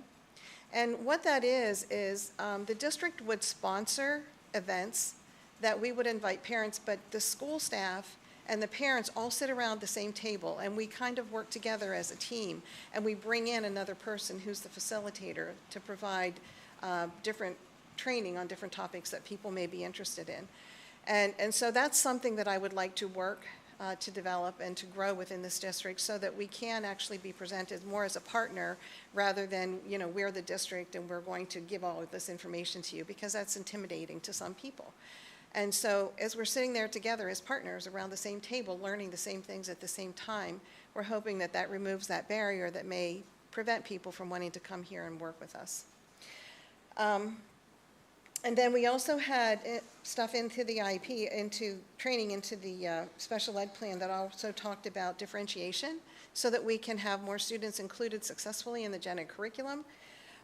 Classroom management that will help with some of the behavioral concerns and the discipline that teachers are concerned about, and positive behavioral supports, which is already in the plan. So those things have already been addressed, and one person said that they felt that the plan contained lots and lots of really, really good information and presented a lot of hope for the district. The goal now is that we just stand behind it and we make it happen. So that's kind of a summary of how this all went. We did submit the plan on May 1st. It's under review right now, so fingers crossed they'll approve it and we can call it done for 3 years. Thank you very much. Does anyone on the committee have questions? I don't have a question, but Brenda, thank you, but we still have that hurdle of trying to get the parents to show up, right? So, and I always think when I look at sport events, they're all there, and we don't take that opportunity to reach out to them, even if it's a news flash. But thank you. I think reaching out to some of our community organizations and things like that may be very helpful to, if they'll just partner with us, we can work together to maybe help get parents in. I think also, providing opportunities where we, maybe have sponsors to provide meals or things like that to help bring people in could be something that would be beneficial as well. We just have to be creative. We've tried a lot of different things, but we haven't found the secret sauce yet. So we have to keep working at it. I just wanted to note that in the plan, you have a list of the steering committee members, and as I looked through there, I recognized a lot of names, but it looks like there were 6 people who were identified as parents and 1 community member who was not an employee of the district, in addition to those parents. And so I just wanted to recognize and thank those 7 people for taking personal time to provide their insights and experiences as parents, as advocates for students with special needs in this district, because I think having that voice of those parents and those advocates is really critical to us putting together a plan that's going to meet the needs of these students. So I want to thank them for their participation, and I want to thank you for including and listening to them. You're welcome. And I do appreciate everybody's input. I think it was very beneficial. And so I'm proud of the plan that has gone out. I hope that PDE feels the same. So thank you. Thank you. Does anyone else have any questions? Okay, then if you would like to move this forward, please say yes. Yes.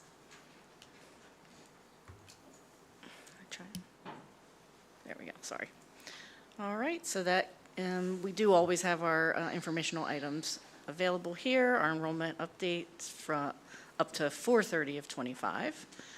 And is there any old or new business? No? And do we have public comment?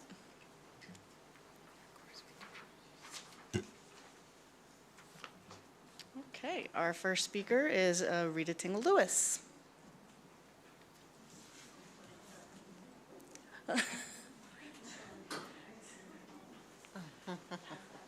She beat you tonight, Lori.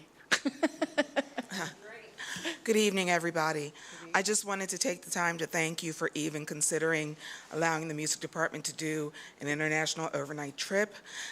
For those of you who are from the community, you know that the Meister Singers used to take trips every other year. They do a musical one year, they do a trip the following year, and that was one of the big draws that brought more people to participate in the Meister Singers. So I am praying that before I leave the district, that we can get back to that and get those numbers back up and get the interest back up with our students, because we have a lot of talented students who don't take advantage of the opportunities that they have to be a part of the arts, vocal music, band, orchestra. And with this trip, maybe the interest will come back. It would be great if we could have a big trip one year, and since the Meister Singers don't do the musicals anymore, the second year perhaps do a trip to New York to go see a show, something that's less expensive, that wouldn't be overnight. So that is the goal, that is the vision, and I just thank you for taking us into consideration. I will say my mother was a Meister Singer many, many years ago here in Coatesville, and I think she has a little charm on a bracelet that I inherited from her from Paris. I think they went to Paris. Was that, yes? Yeah. So. I'm a Coatesville transplant, but I bleed red and black via green and gold for milk. Sorry, I just had to say that. Meister Singers, so I love it. She did make a point up there, and I don't know if this is in the works with curriculum in general, and I might be going out a little bit, but there are students like at TCHS and DCCC who aren't able to participate in things like Meister Singers and band, and there's a few other musical programs that they can't. My son would love to be in Meister Singers if he made it, I don't know. But he can't because he's in TCHS, and I know that changed a few years ago, correct me if I'm wrong, that it used to be a half a credit, and so that those kids were able to do that, because those kids who are, in the morning at another school in a dual enrollment, they really have to just take their main subjects, their core subjects, so they don't really have an ability to always take a music class. So I don't know if we can, moving forward, create programs. Oh, yeah, I guess Ms. Snyder has a response to that, which is great. I'm sorry if I just know that my son would love to be in a program like that. It's just, he can't, because I think it's a full credit or something, and I don't know how that works, but he would love to be part of that in some way. So you can, a building principal can do that. So there's two parts to your question. The first is when you have single classes, because Rita will tell me that I'm correct on this, but you want the Meister Singers to practice together in one class period. So having it at various times is difficult because when you're in a choir, you want to blend voices and you want to have it all at the same class period. So that's an easy fix if you lock it into the time frame when all of the students are in the building. So, I don't know, say sixth period, everybody's back. That's where Meister Singers should be. That gives everybody the opportunity to take it. Who wants to, and they can fit it in. The half credit, certainly something that we could talk about. That was something that was done 5 superintendents ago, and that certainly can be changed for sure if that's something that we want to explore to give opportunities to students. Because I agree, it might hinder some because being a full credit class, it meets every day rather than every other. And that might impact like a chorus student that wants to be in the band or another music or elective. So I just know that there are a bunch of those students who are dual enrollment that are very talented musicians who just, I don't know if it's a schedule thing, maybe it's just in the morning, I don't know. But we really should be looking at that schedule to better hit those kids. And let's be fair, we haven't been able in the past few years, we haven't really been targeting them. So some of them who are very talented don't really know what Meister Singers or the band brings, you know, and what they would, if they would like it or not. But I think there's a lot of things that we should definitely examine as we move forward, whether it's giving half credits or not. And I also Yes, know that please. Rita does allow students that can't take the class to be in the choir, and then she rehearses with them, so I know that she does all kinds of creative things to build those numbers. And then my last shameless plug, and I'll let Rita talk because she is the expert and not me, I went to Hawaii for Meister Singers, so, and it was fabulous. So there you go. And I went to Quebec with Meister Singers. Still a good memory. Oh, so I expect to see all you at the carol service next year, the second weekend of December, so that you can be a part of our carol service. But shameless plug again. I know there are a lot of students, like you said, the smarter student, well, the more driven students are a lot of our music kids. I've lost singers, and me directing the orchestra for the past 3 years, I've also lost some string players because they participate in those programs. Even if there was a possible way to maybe have 2 numbers in the course selection guide for Meister Singers, 1 whole credit, 1 half credit. That way, the students would still be able to be with the entire group. They may only get part of the time, but they could get that half credit and maybe be able to fit it into their schedule. But again, I'm still, willing to work with whatever student wants to take Meister Singers. They just wouldn't get the credit, but they would have to take time out of their personal schedules to work with us to get them in the program. Thank you. And then we have Ms. Lori Shannon Bailey. Am I going to get extra time like she got? I think I stole some of her time. That's okay. I just have some comments about the special education plan. I have some questions actually, and maybe a few red flags or maybe pink flags. District holds student attendance improvement plan meetings to address absenteeism. How often are these meetings held? Quarterly, monthly, annually? District has conducted regular training sessions to educate employees about unconscious bias, different cultures, and inclusive behaviors. Were these meetings already held, or are they annually? Again, how often are these trainings held? This is a very, very important topic. Is this a once and done thing? Is it ongoing? Page 7 talks about the acceptance and belonging teams in each building. Who's monitoring that or directing those to help foster a culture where there are strong relationships? I mean, it sounds really great. Just like to get some more information about that. None of these were talked about at the meeting that I attended. The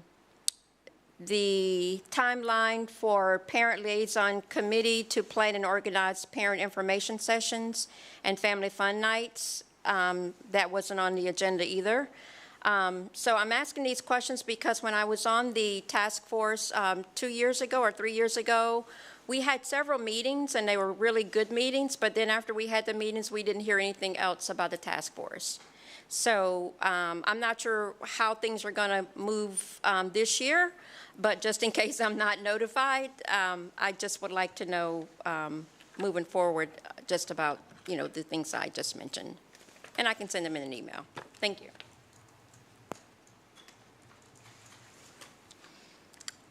Okay. That then, let's see, concludes, whoops, where is my mouse? There we go. Concludes our Education Committee meeting. The next meeting is June 10th, 2025. At this time, I call for adjournment at 7:58 p.m. Okay. I will move us forward to the Operations Committee. Hello,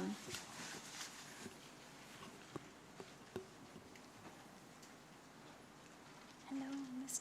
Tracy Parker. Okay, I will call the Operations Committee to order at 7:59 p.m. I am substituting for Chairperson Elgin Bailey, who is excused. I recognize committee members Holly Charest and Shauna Maxwell, and Employee Representative Tracy Parker. We will start with the approval of the minutes. Are there any additions, changes, or corrections to the minutes for the April 8th, 2025 Operations Committee?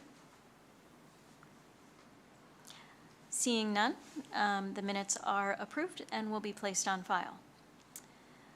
We have no presentations this evening, so yay. We will move into the agenda items. Letter A, XL junk removal, Kings Highway Elementary modular cleanout.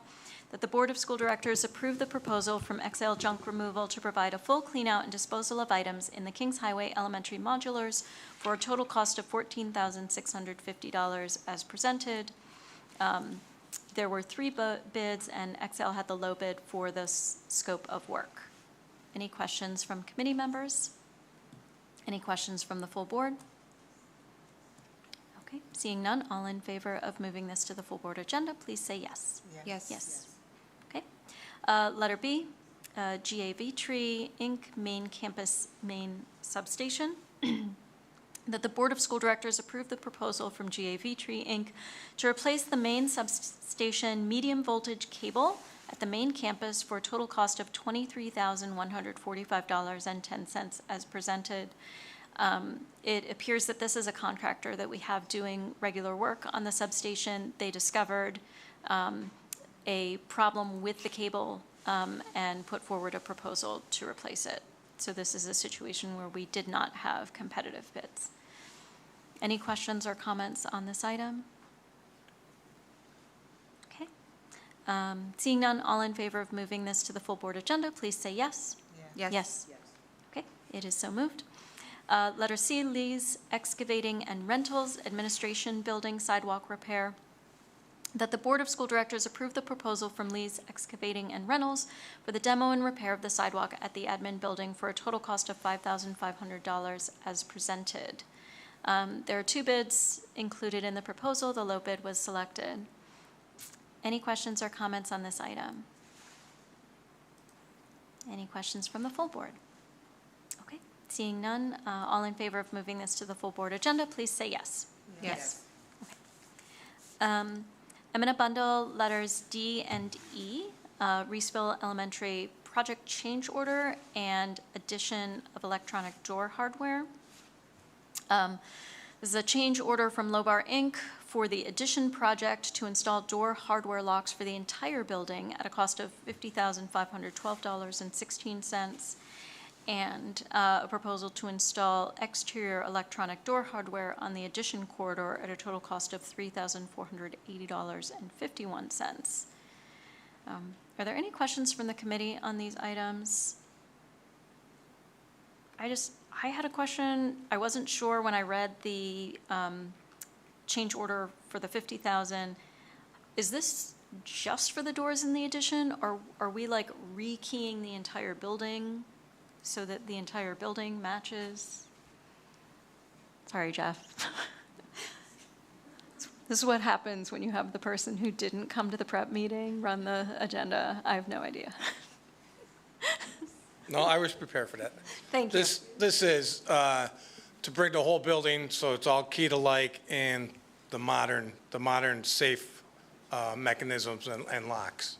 We didn't want two separate systems in the same building.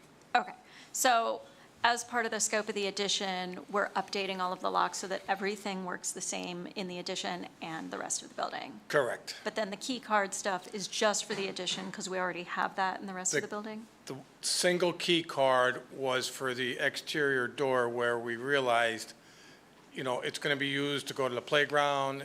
It's also going to be used to access the parking lot for the teachers. So instead of going all the way around, we'd rather shortest route in. Great, okay. Those are my questions. Anybody else have questions? Okay, thank you. Seeing none, all in favor of moving letters D and E to the full board agenda, please say yes. Yes. Yes. Okay, it is so moved. I'm going to bundle letters F and G. These are Lions Recreation. Jeff, don't run away. You know me. I'm gonna have more questions. Just hang with me. Lions Recreation, Inc., a replacement slide for Callan Elementary at a cost of $3,262, and replacement playground parts for Rainbow Elementary at a cost of $9,463. I guess my only question here is it looks like the slide at Callan was like determined to be unsafe. But I wasn't sure, was it a similar thing with Rainbow, or is this like scheduled upgrades? So can I answer that? Yes, please. Two things. The slide at Callan was completely disintegrated at the base. So we had to get an optional different slide from Lions, who is the authorized rep. For the second one at Rainbow, we're looking to upgrade that playground, that whole playground. And you'll see later on, I'll have a quote at the end of the month meeting to redo that. But there's some parts. That playground was original, I believe it's 2002 to that site. So Was that when the building was built? it was there before the building. It was there before the building? Yeah, because there's a plaque on it. So it's not in bad shape for the $9,500, and actually walking around with the insurance inspector on Monday, he actually called out the same things that I called out on my inspection. So it's a two-bang. We noticed it, he noticed it, and we're addressing it. Great, thank you.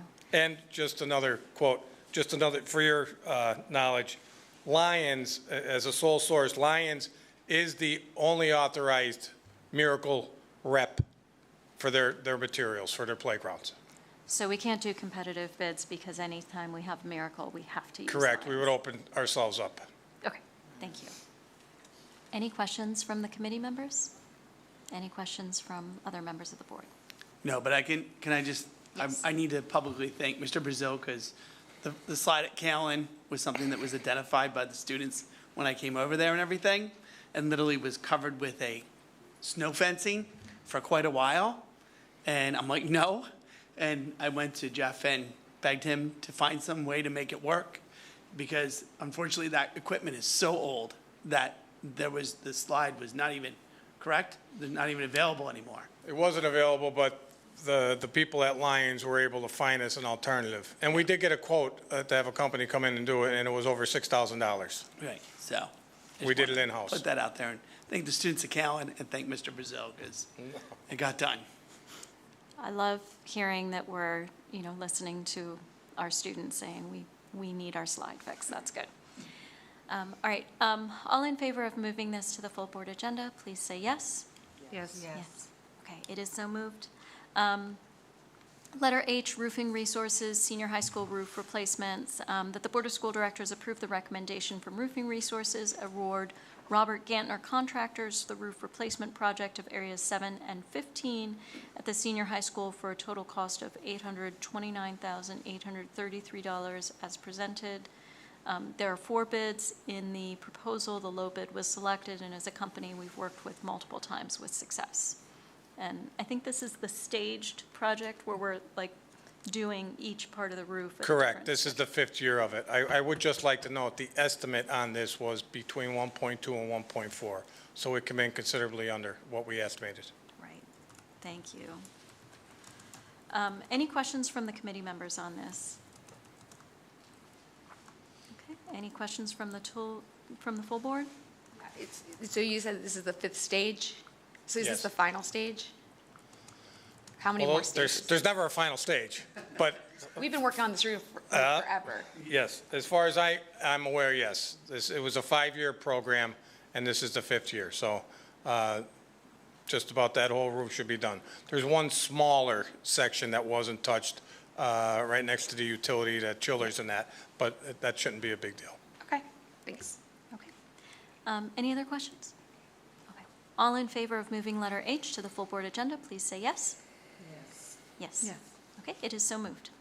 Letter I, Snyder Hoffman Associates, Senior High School Lighting Circuit Replacement. That the Board of School Directors approve the proposal from Snyder Hoffman to provide electrical engineering services supporting efforts with the replacement of existing light circuits at the Coatesville Area Senior High School for a total cost of $10,200 as presented.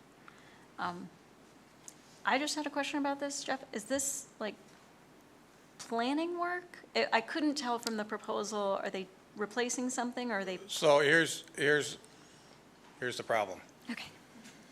In our student parking lot, we have existing lights. At some point, they were upgraded to LED. Yes. The last renovation that happened with these lights, the underground cabling was supposed to be in conduit. It was not. So I'm guessing there was no inspection done. So it's direct buried wire, which is not recommended. Mr. Vitri actually told me, there's been lights out, we've had issues. Myself and Dr. Rabarchek, we were looking to put a camera on one of the poles. There's an outlet. Well, there's an outlet, but it doesn't go anywhere. So this is solving a lot of things, and it's dangerous having that line directly buried without being in conduit. So this is going to hopefully solve a lot of the issues we've been having with those lights. Wow. Okay. Yeah, it was a little shocking to realize that it was done like it was. It was shocking. Sorry. Yes, it was. Glad that my dad joke can make you all laugh. Okay. Any other questions from the committee on letter I? Any questions or comments from the full board? Okay. Seeing none, all in favor of moving this to the full board agenda, please say yes. Yes. Okay. Letter J, Wayne Moving and Storage Company, Kings Highway relocation of classrooms during abatement. This is a total cost of $7,600. Any questions or comments from the committee on this? Any questions from the full board? Seeing none, all in favor of moving this to the full board agenda, please say yes. Yes. Okay, it is so moved. Letter K, Weaver Landscaping Services, topsoil and grass seed install for $975, 4 yards of topsoil, 2 belts of straw grass seed. Any questions or comments from the committee? Any questions or comments from the full board? Okay, seeing none, all in favor of moving this to the full board agenda, please say yes. Yes. Okay, it is so moved. Unitex Asphalt Services, Administration Building Step Repair, a total cost of $13,655 as presented. Any questions or comments on this item from the committee? From the full board? Yeah, all in favor of? I have one comment, Yes, please. Just to clarify. This Unitech asphalt service, farther down in the agenda, you'll notice that we have placeholders for asphalt and seal coating. Yes. This company will be the one awarded through CCIU. Okay. This quote itself is a change order for the front entrance of this building, which I'm trying to get redone this summer before somebody really gets hurt. There are 2 steps that are pulling out that need to be addressed.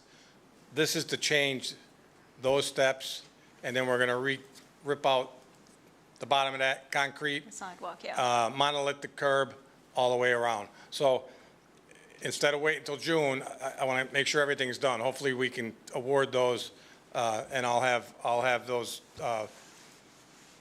quotes, their award letters by the end of the month for you. I have not to exceed. I know what our numbers are, but I have the numbers as soon as the IU comes back. Yeah, and I do have questions on those placeholders, but I have a question about the modulars first before we get to that, so. But any other questions or comments in the Unitech asphalt services? Okay, all in favor of moving that to the full board agenda, please say yes. Yes. Yes, okay. All right, it is so moved. Letter M, ICS Kings Highway Temporary Modulars bid, that we award the bid to Mobile Modular Management Corporation for a total cost of $241,350 as presented. My only question here was, I mean, I found these bids kind of hard to read, but it looked like Wilscott was the low bid, so I'm wondering if there was something they didn't include there, or did I miss something in that bid? I believe they were disqualified. We have Craig here representing ICS. Yes, they were disqualified. They would not supply any electrical work, any carpentry work, any of the utilities that need to be done, fire alarm cameras to get hooked up on the modulars. And that's expensive, so that's why they were the low bid. Okay, thank you. All right, that makes sense then. Okay, so Mobile Modular of the 2 qualified bids was the low bid. Thank you. Any questions from the committee on that item? Any questions from the full board? I did not read this, so sorry. The only thing is we've had a lot of modulars in our district, and a lot. We're removing a whole bunch from Kings Highway. What is our plan after? Like, do we have a plan? That's all. We I'm will asking. not own these modulars. They You're will not, be okay. returned. No, Okay. these are It temporary. does say temporary. I know. They're not 20-year temporary. Yeah, that's what I wanted to know, because we No. did buy them They're not- temporary. They're not before. permanent temporary. So- These are to conduct classes while the addition's going on, in order for us to have the building and the additions done to occupy beginning of the school year and not mid-year or anything else going forward. Dr. Rabarczyk can. Yeah, just because of the design of the building and when we were doing the addition onto the back of Kings Highway, for those of you who are aware, there's an art class and a music class that are in some modulars right now that are attached to the building that are in not the best of condition. So, and we were having a problem with trying to establish, of all things, where the bathrooms were going to go. And when you were doing this bend, it was difficult to place the bathrooms and the classrooms and taking up all this different space.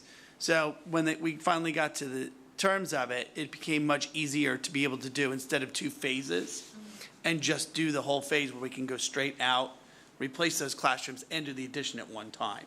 So what those 2 modulars are going to do technically is replace the music and art class that are out there so they can still conduct their classes, and then we will be able to do it, the addition all in one phase.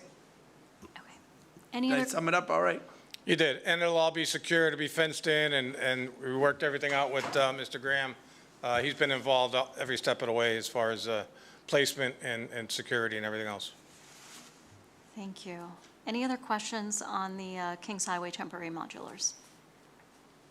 Okay. All in favor of moving this to the full board agenda, please say yes. Yes. Yes. Okay. It is so moved. All right. Now, I'd like to address the placeholders N, O, and P. Placeholder N is district building sidewalk repair for a cost not to exceed $183,000.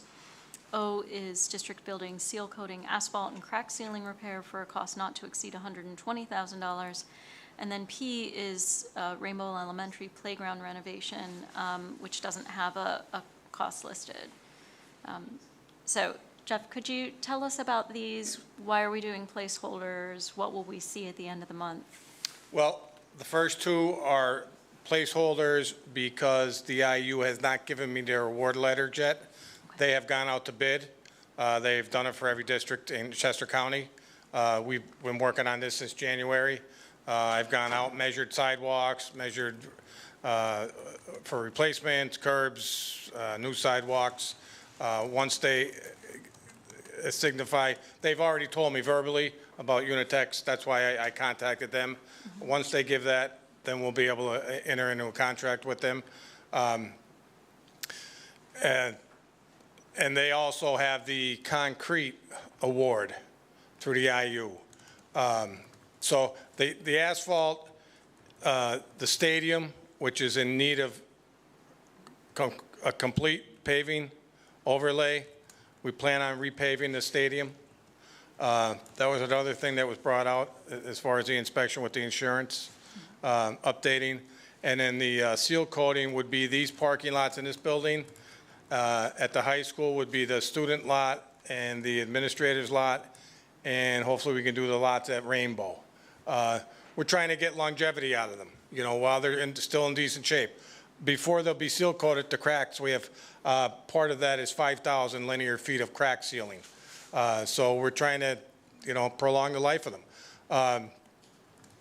Sidewalks, top of my head, I think I had 8,000 square feet, square feet of replacement sidewalk and 1,000 of new sidewalk. That's all over. I mean, the insurance company, you know, last year we came to you for an emergency repair at the high school.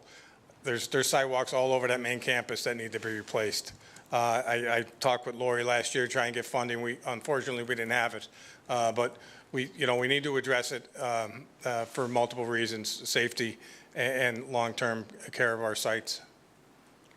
So if I understand you correctly, the sidewalk repair and the seal coating, asphalt and crack sealing repair are a combination of responding to things our insurance company has said we need to address, as well as trying to make sure that we're not falling behind on maintenance to preserve the life of some of these areas. All the above. Okay. And our own people noticing things and calling and complaining and making us aware of issues.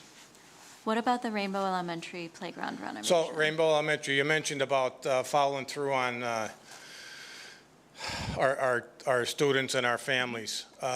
This stems from an email that Mr. Rabarczyk and myself got from a parent inquiring about a possible handicap access for up at Rainbow for one of the playgrounds, which there is none. So this was probably last October, November, I don't know, it's been a while. And the parent asked what could he do? And, you know, further looking at it, there was none. And it's the front playground, and it's probably the most used because the two back ones are the younger kids. The front one really gets the heavy use. So in looking at it, we thought we'd put a curb cut, a sidewalk, a new concrete pad. The picnic tables and the benches are all in need of repair. They're 20-plus years old.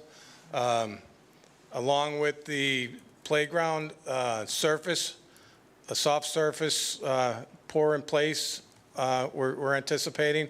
So it would be a total rehab of that playground. And it'll be a handicap accessible. That's our first phase. I'm sure maybe we can add something along the way, and this is also in conjunction with repairing the parts that are wore out. Do you have a cost estimate for this? I know you don't have the bid yet, but like the other ones, you gave us an idea of a not-to-exceed amount. So, well, the parts on the playground were a little less than 10. I'm going to guess the pour in place and the part of the playground with the picnic tables is probably 130, 140. And then the concrete is going to be part of our concrete. I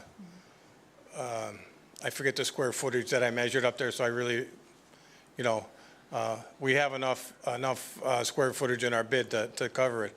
But I'm going to say the playground itself with the soft surface, 130-ish, 10,000 for the repairs of that, and then the concrete sidewalk and patio. Okay, thank you. And you're anticipating that if we move these to the full board agenda, you'll have the bids and have them filled out by the end of the month? Yes. Okay. And I've also discussed with Lori on funding on our capital funds, so it wouldn't come out of the general, I believe. Right, we would use capital funding for these projects. Okay.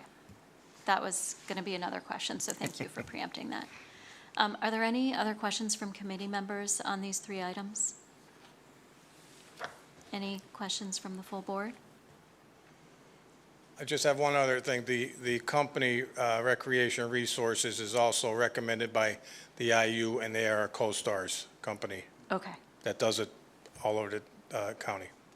thank you. All right, I will just say that I don't like approving things that don't have details, but given that you're going to have the details for the full board agenda, I'm okay with approving this now, but I will want them pulled from consent at the end of the month since we didn't have the details for this. Any other comments or questions? Okay, all in favor of moving this to the full board agenda, please say yes. Yes. Yes, okay. N, O, and P, the placeholders are so moved. Letters Q, R, and S, visual sound cache document cameras for a total cost of $46,796.75.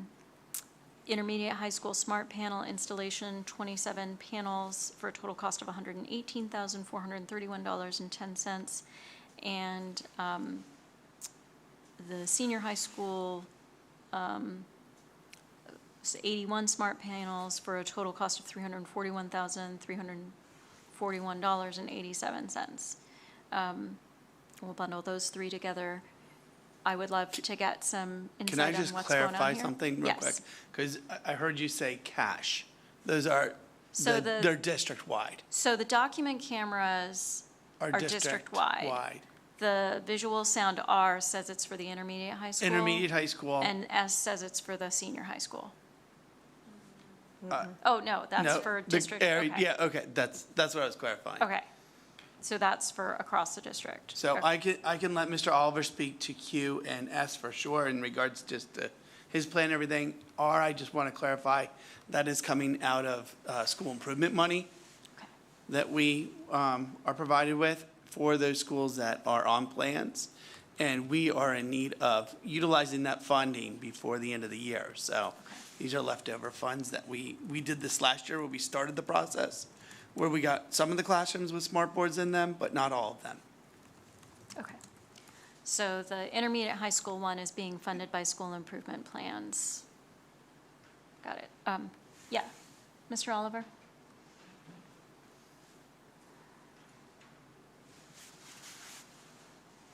Could you provide some insight on where the document cameras and smart panels, are they replacing existing? Are they additions to classrooms? And how are we funding that?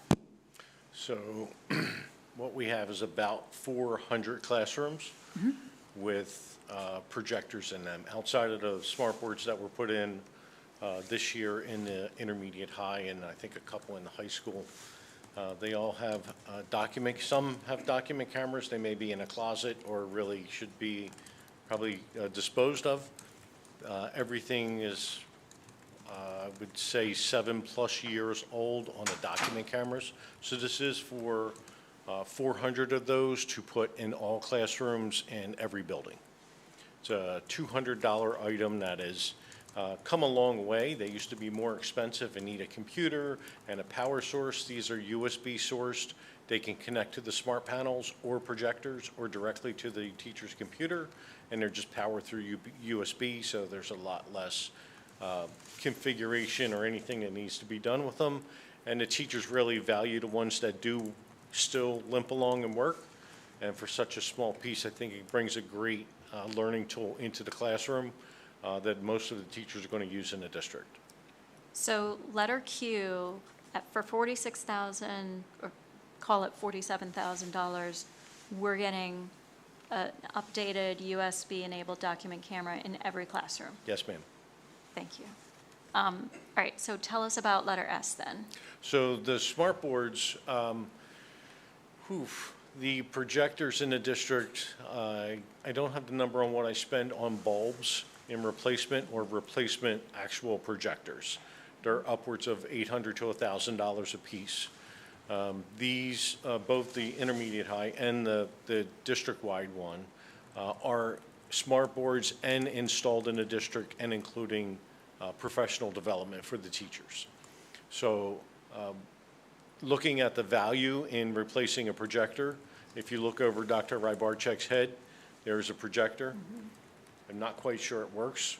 And where it came from, I think there's one back here on the cart as well on the floor, and it doesn't work as well. And that's what we're finding in classrooms, keeping them maintained, the filters clean, replacing bulbs, or not working at all.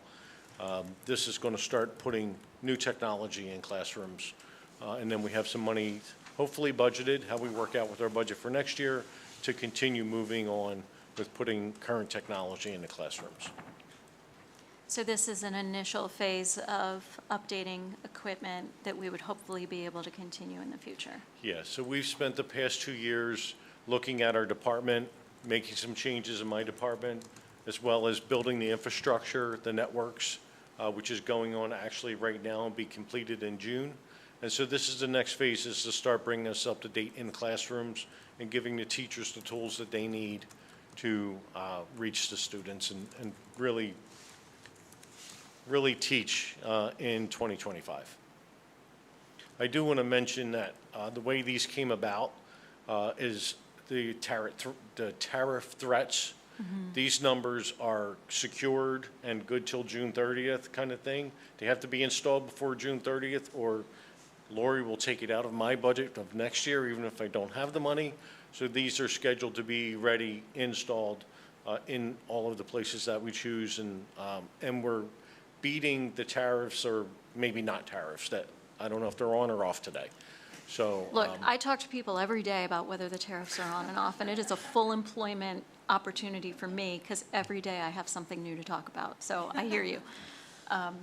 That's super helpful. Lori, could you give us some context on, is this authorized in the budget? Is this coming out of the bond funds, or?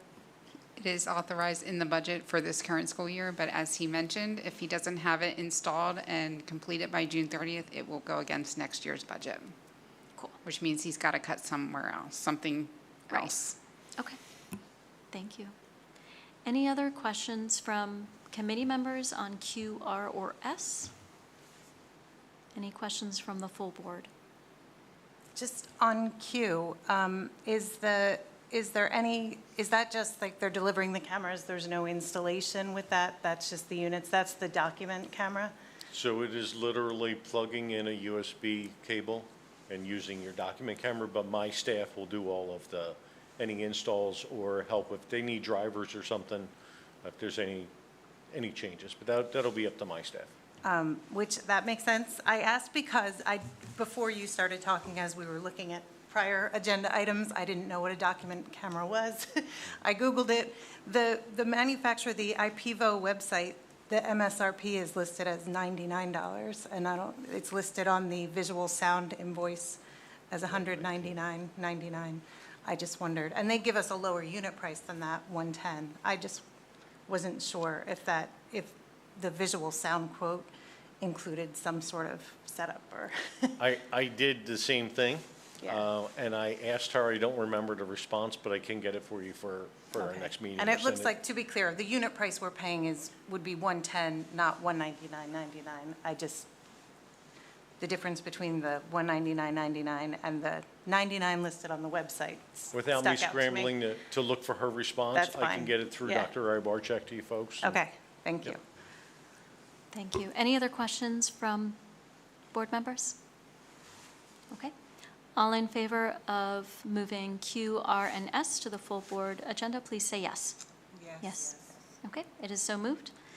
Letter T, Crown Castle Fiber, that the Board of School Directors approve the proposal from Crown Castle Fiber for 12-month fiber network renewal for a total cost of $10,400 as presented.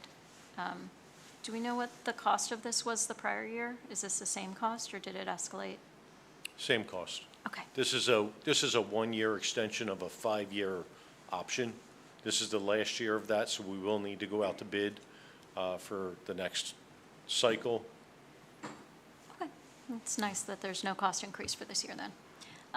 Any other questions from committee members? Any questions from the full board? Okay, all in favor of moving this to the full board agenda, please say yes. Yes. Yes.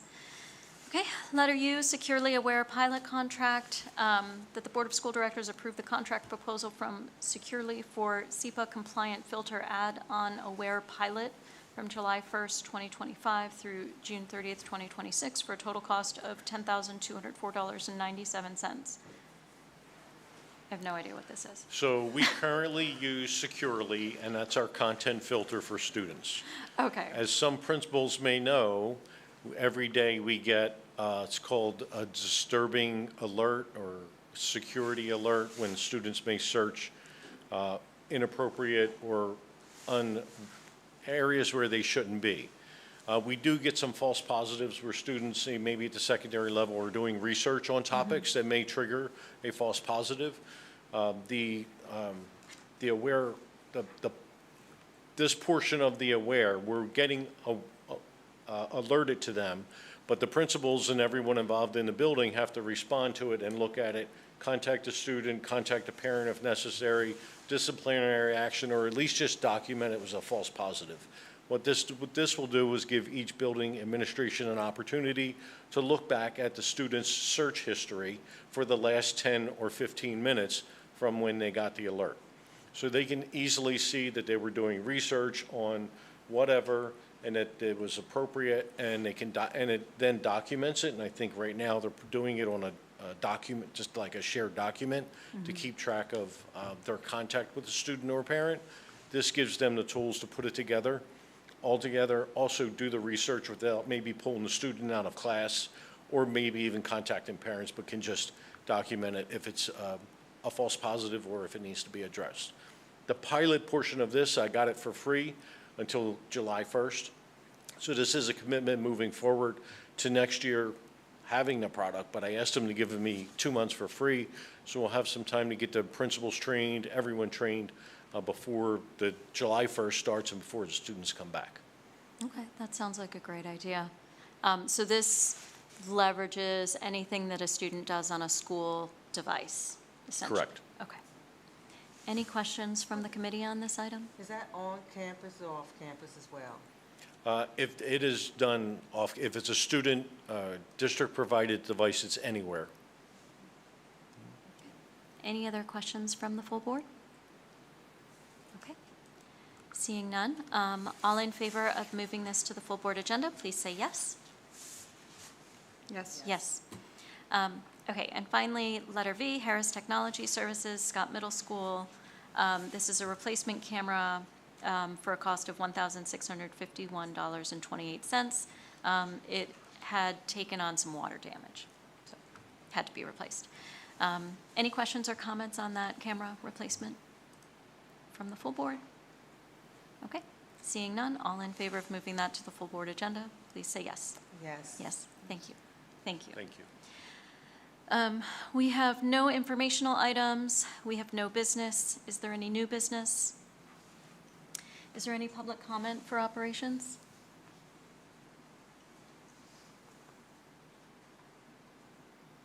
Okay. Our next meeting will be on June 10th, 2025, and with that, I adjourn the Operations Committee meeting at 8:36 p.m.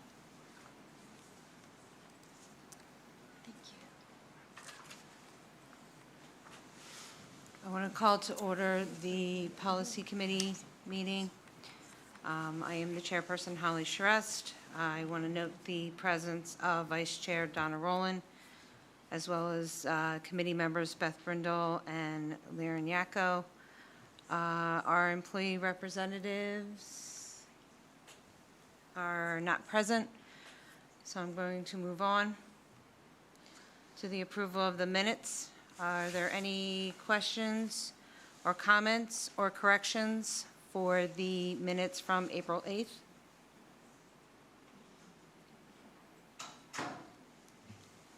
What? Okay, nothing happened. Surprise. Okay, seeing none, then we will move it forward to record.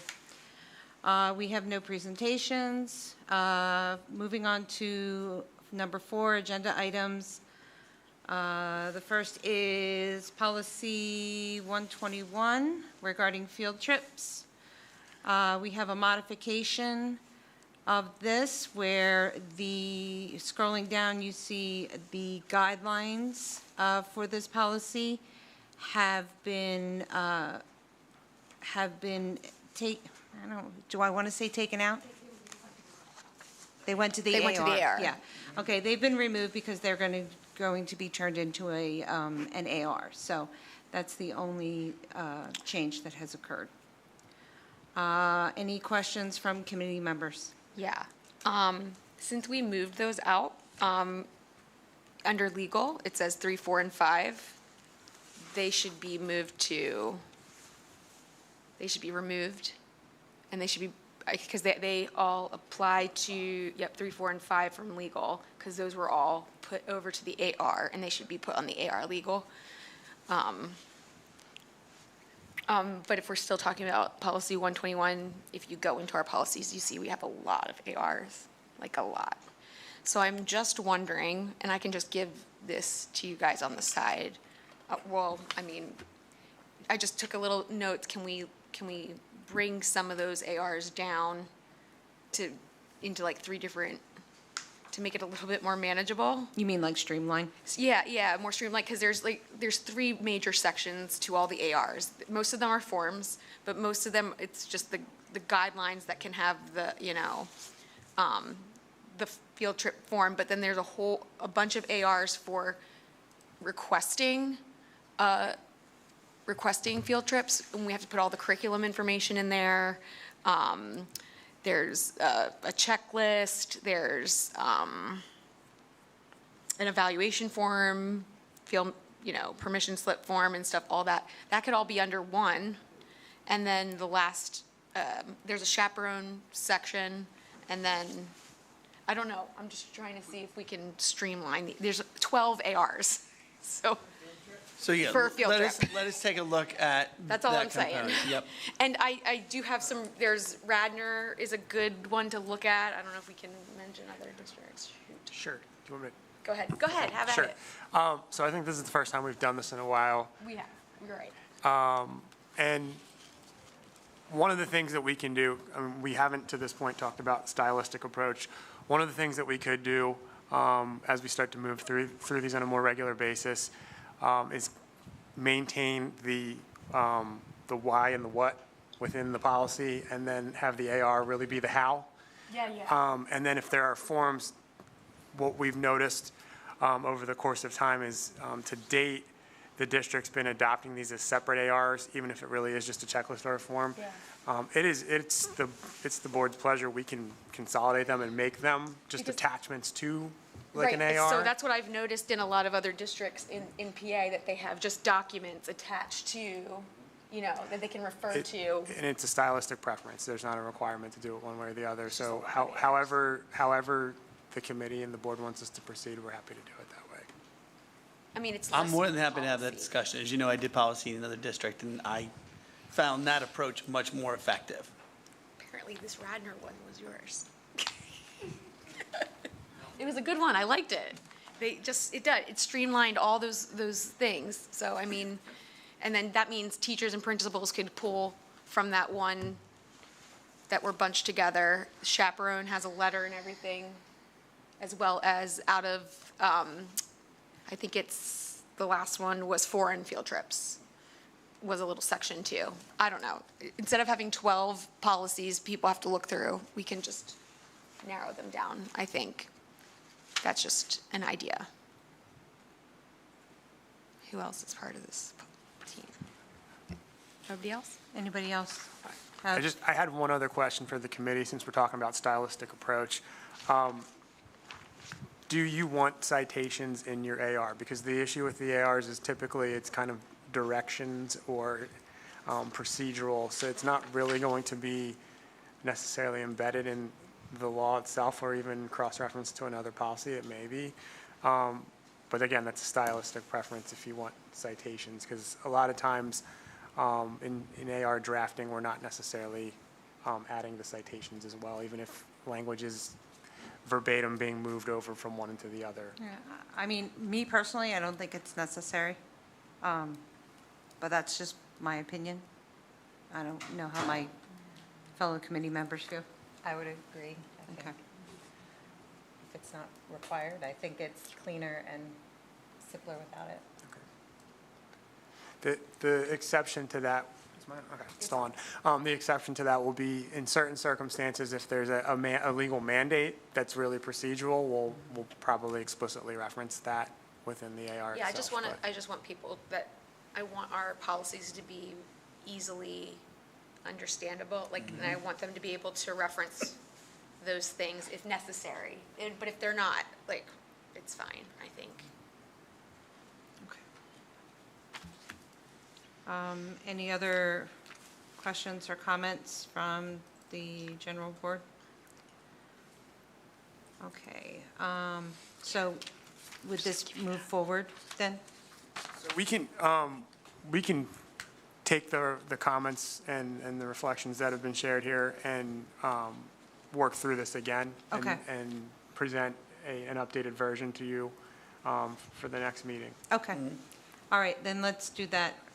If, committee, if you are in favor of not moving this forward so we can get further clarification and tidying it up, please say yes. So if I may, Ms. Strauss, so we'd actually move it forward. Oh, we do We move would it forward. revise it in between, Okay. incorporating So it keeps it going. the recommendations So you from the still have your committee. first read. Oh, we're still on, because it doesn't say first read next to it, that's why. Yeah, you're right, it Yeah. doesn't say that. So that's why I just thought keep we it were going. moving it forward. So that's what it would be listed on Okay. the business meeting agenda Okay, as. so we'll just, And one other stylistic question, sorry to do this, I know it's super late. I have heard in the past from individual board members, do you prefer the kind of the titles and the headings, which I think are actually maintained in 121 right now, where the structure would be purpose, authority, or purpose, definition, authority, general guidelines, and then kind of all the rest of the language being moved into the AR. I know there's some that have like Roman numerals and different bullet point structures and, okay. I think. What do you guys say? oh my gosh, please keep the subtitles, because that would just. Sure. Yeah. Yeah, no, yeah. I would get lost. Understood. I will just say, like, stylistically, I don't think we should be using Roman numerals. Like, that's just going to make comprehension harder. So I prefer the subheadings.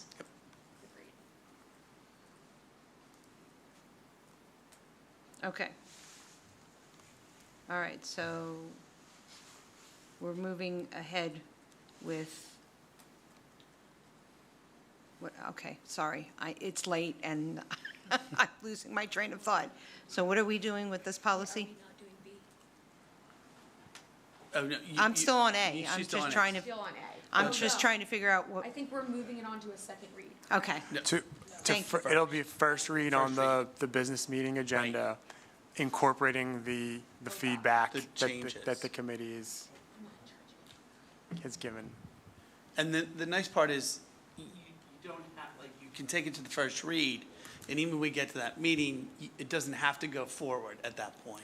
You can still continue it to go to the next month and still fall under first read. I think we're still trying to figure out how this works. How policy, the policy How piece. policy works, because we haven't really done it. I haven't really Right, been it's just been schooled. mass Right, we haven't- adoptions before. Yeah, we just so. haven't done it like this in years, let's be honest. So, ever, that's fair. So we'll work with you between now and the next meeting to make Okay. sure we have. All right, so we'll move that ahead. So, letter B, policy 227, controlled substance paraphernalia, first read. So, no, Holly, we're gonna, this one, because it needs more significant work to it. Okay. we're going to move on from this one and just wait and hold off until June for that policy. Okay. Right, that will not be on the business meeting agenda as a first read. Okay. All right, so then we move on to C? Yep. Okay. Policy 210, medications, first reading. Again, the changes are under the area regarding field trips. We are taking out the language that's there, and it's being transferred into an AR. Any committee members have any questions or comments? Any board members have any questions or comments? Okay, so then we will proceed, we'll move that ahead for a second reading for the next month. Number 5, see, this is where I got confused because I was told policy 5, and it was AR. Okay, so 5 are the informational items. These are the ARs listed in relation to the policies we covered. Whew, gosh. I'm gonna go out of order here. There's no old business. Is there any new business? Are the informational, I'm sorry, can I have a question? The informational, are those ones that are being worked on, or? Sure. You're gonna- I'm happy to hop in on this. So 209 AR1, I believe 2, 3, 4, and 4 are all just updated forms, and they're coming directly off the Department of Health website. So that's the reason they're there.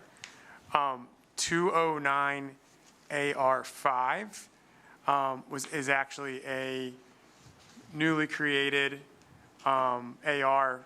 There was a change in the law in, I guess now, late 2024 related to tick removal and testing, and this is here as a result of a discussion that we had with Ms. Snyder related to what the district's obligations were, because there's some conflicting information out there as far as when the district has to maintain it and when it has to test it, when it has to discard the tick. I know it's a whole big thing about ticks.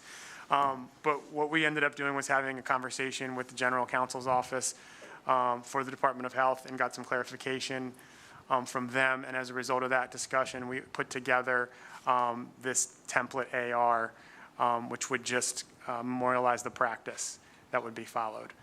And then 210 AR1 is also new, and that relates to non-aerosol topical sunscreen, which has actually been permitted for the students to have, assuming that there's either a parent guardian permission slip on file at the district. That was actually changed in the law. I want to say it was 2022 or 2023. So it's just updating an AR to reflect a change in the law that the district hadn't previously added. Is that not oh, okay, they're at the bottom. Are we gonna end up making that? They're at the bottom. Are we gonna end up making that public for people to see? Yeah, I was, like, they're executive content, but they're all blank forms. I wasn't sure why they were executive Yeah, content. and these are really, I mean, again, these are kind of templates that are really based off of PDE documents already. But I think part of the issue is more of just how this was loaded. So we'll make sure that it's adjusted for the business meeting. Okay. All right. Anything else? Okay. All right, no old business. I'm going to assume no new business because nobody said anything. Any public comment? Okay. All right, next committee meeting will be June 10th, and I'm adjourning the policy committee meeting.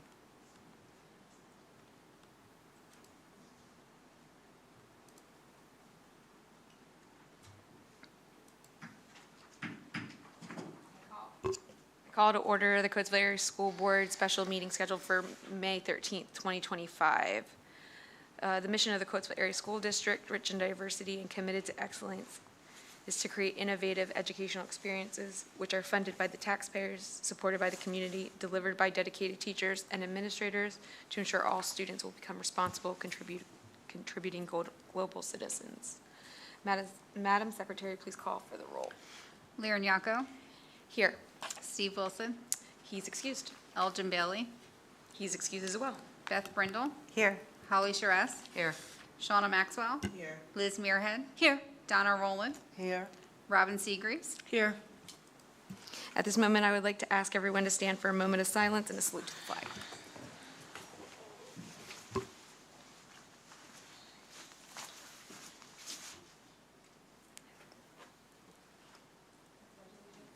To the flag of the United States of America and to the republic for which it stands, one nation, under God, indivisible, with liberty and justice for all.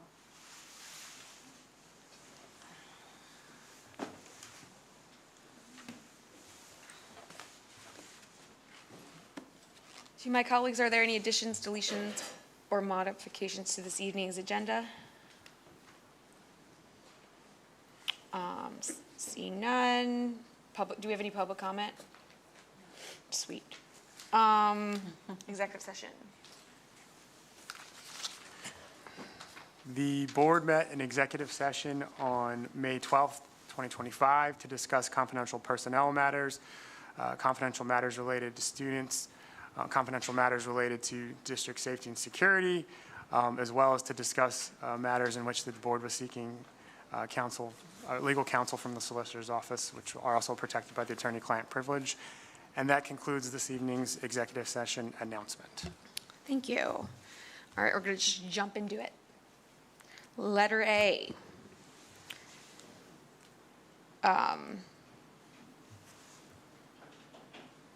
What is that? That the Board of School Directors approve the proposal from Exhale Junk Removal to provide full cleanout and disposal of items in King sweet. Highway Elementary Modulars for a total cost of $14,650 as presented. You're the best. Call for a motion? Motion. Second. Any questions, comments, or discussion? Seeing none, Secretary, please call for the vote. Beth Brindle, Yes. Liz Muirhead, Yes. Robin Seagreaves, Yes. Shauna Maxwell, Yes. Holly Charest, Yes. Lear Nyako, Yes. Donna Rowland. Yes. Motion approved. Letter B, I'm on it now. Special Education Plan for 2025 to 2028? Yes. School years as presented. Motion. Thank you. Second. Any questions, comment, or discussion?